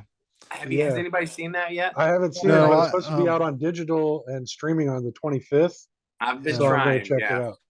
Elliot told me he watched it and did not like it, and I've heard it's a slow burn with a twist at the end, which you know how I feel about that. Yeah, Frankie's not like that. Manipulate my emotions. I'm just. Let's be honest. I'm just a bitch, and I don't like new stuff. So, but I do want to watch X. That's one that I think I will like. I don't know. You guys know how much I hated. No, I'm not doing it because you hate it. I hear people talk about it. I really want to see Pearl. Like, yeah, I want to watch that too. I want to see. I want Martin to see. all of them. Scorsese said Pearl is good. So I gotta fucking watch it. What's the consensus with X? Everybody, I haven't care seen for it yet. Okay. Can I give my little real quick? Sure. Yeah. It looked beautiful. The characters were likable. The kills were creative. The story was cool. I hated the movie because, and I don't even want to say why I hated it, but at the end I hated it. But all those things looked good. Yeah, it looked good. That's what I said. It looked good, but it added nothing to that genre whatsoever. Which most films don't though. Like that's why I always say, I love hamburgers. Just give me a fucking hamburger. If it can taste like a hamburger, I'll eat it. And I'll go, that was a hamburger. Yes, but I'm dying. When you watch it, I'm dying to know what you think about the reveal of motive and reveal of character looks. That's vague. There's a thing, there's a thing in it that I just didn't buy. Now maybe because he's going to do 3 total that all connect to that. Right. So there's X, which came out first, then Pearl, which is supposed to be a prequel, showing where this lady came from X. And then the third one is called Maxine, and it's about, and it's supposed to come out next year about the girl that gets away. So, well, I don't know, like if he's going to weave them all. Maybe his whole idea was, I'm going to drop this movie. It's going to be out of context. Then once they all come out, it'll fit together. He might be a fucking genius. I don't know. I mean, we'll have to Pearl looks amazing, and I wanted to love X. That's the other thing. My expectations were up here for X, so that always hurts things, in my opinion. But mine anyway.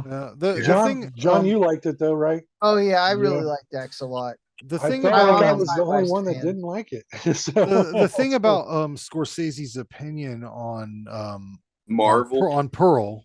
Well, I don't know about Marvel. I'm not a Marvel fan, so he can say whatever he wants to about it.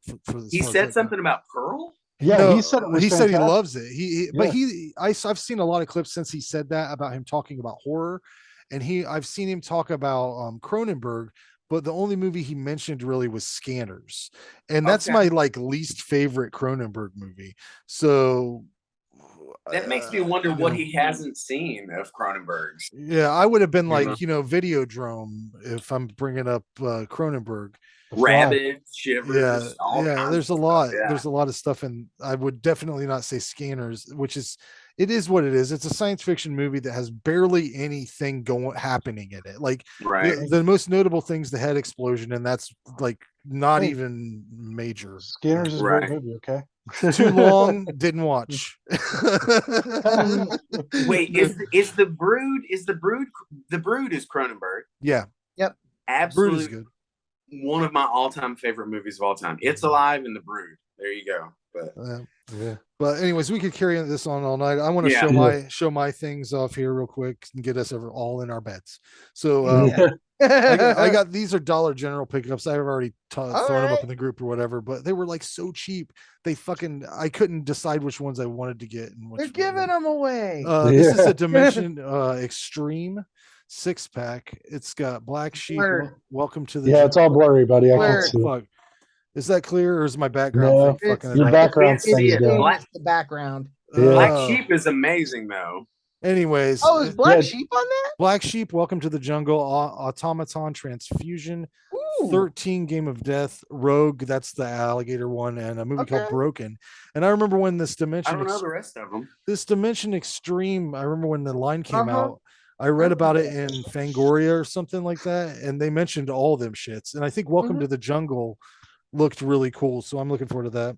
I also got this a really cheap version of Dr. Sleep. I don't know if you can see it or if it's blurry, but okay. Yeah, it's blurry. Jesus Christ. I was impressed. It's green screen. I blurred my background, so that's and I don't want to. Dr. Sleep is good though, man. I haven't watched it yet. I want to rewatch Shining and then watch it. Yeah, I think you'll like it, dude. Yeah, I like it a lot. But Candyman, I just didn't own it. So it was the original. I think it was $3 on DVD. Oh, yeah. Nice. And they had a ton of stuff too. So it was like, you're gonna throw a bunch of. I know I don't need them. I mean, but for $3 to $5, whatever. I mean, come on. If you didn't have it, you do need Candyman, so that's fair. Yeah, I had the Jordan Peele one, but I didn't have that one. I haven't seen that one yet. It's worth watching for sure. I really like it a lot. Yeah, I like it a lot. Okay. And the best thing I like about it is everybody was so fucking worried because first of all, it's Jordan Peele and he always has this gravitas that not everybody. I don't always need a message. True. I've loved everything. All the. I didn't like his Twilight Zone as much, but I liked his movies. But go ahead. Sorry. And the Twilight Zone, I wanted to watch that, but I never got around to it. It's on like CBS or some weird shit, right? Yeah. It wasn't very good in my opinion. But what they do with that new Candyman is they don't destroy the old one. They reference it. They mention continue the mythos, right? It's part of the lore. It's kind of it's kind of a thing. So I enjoyed that a lot. Really good movie. If, no matter what anybody says, that's one of the better top 10 remakes. Okay. For sure. But anyways, guys, thanks everybody for your time. Of course, as always, it's almost midnight. It's after midnight. So it's after midnight. Holy shit! That's the latest I've been up in years. We're gonna let it all hang out. Let Ray hook up his is it breathing Get my apparatus? CPAP rolling. The sweet, sweet sound. Alex, Yeah. I want to thank you for coming on. Thank you for having Thanks, me. dude. I appreciate Yeah, it was it. nice to meet No you, man. problem. Nice talking Yeah. with Meet you. you all too. And everybody have a good night. All right. You All too, right. man. We'll All see right. you. Bye. See ya Take care, Later, guys. guys. later.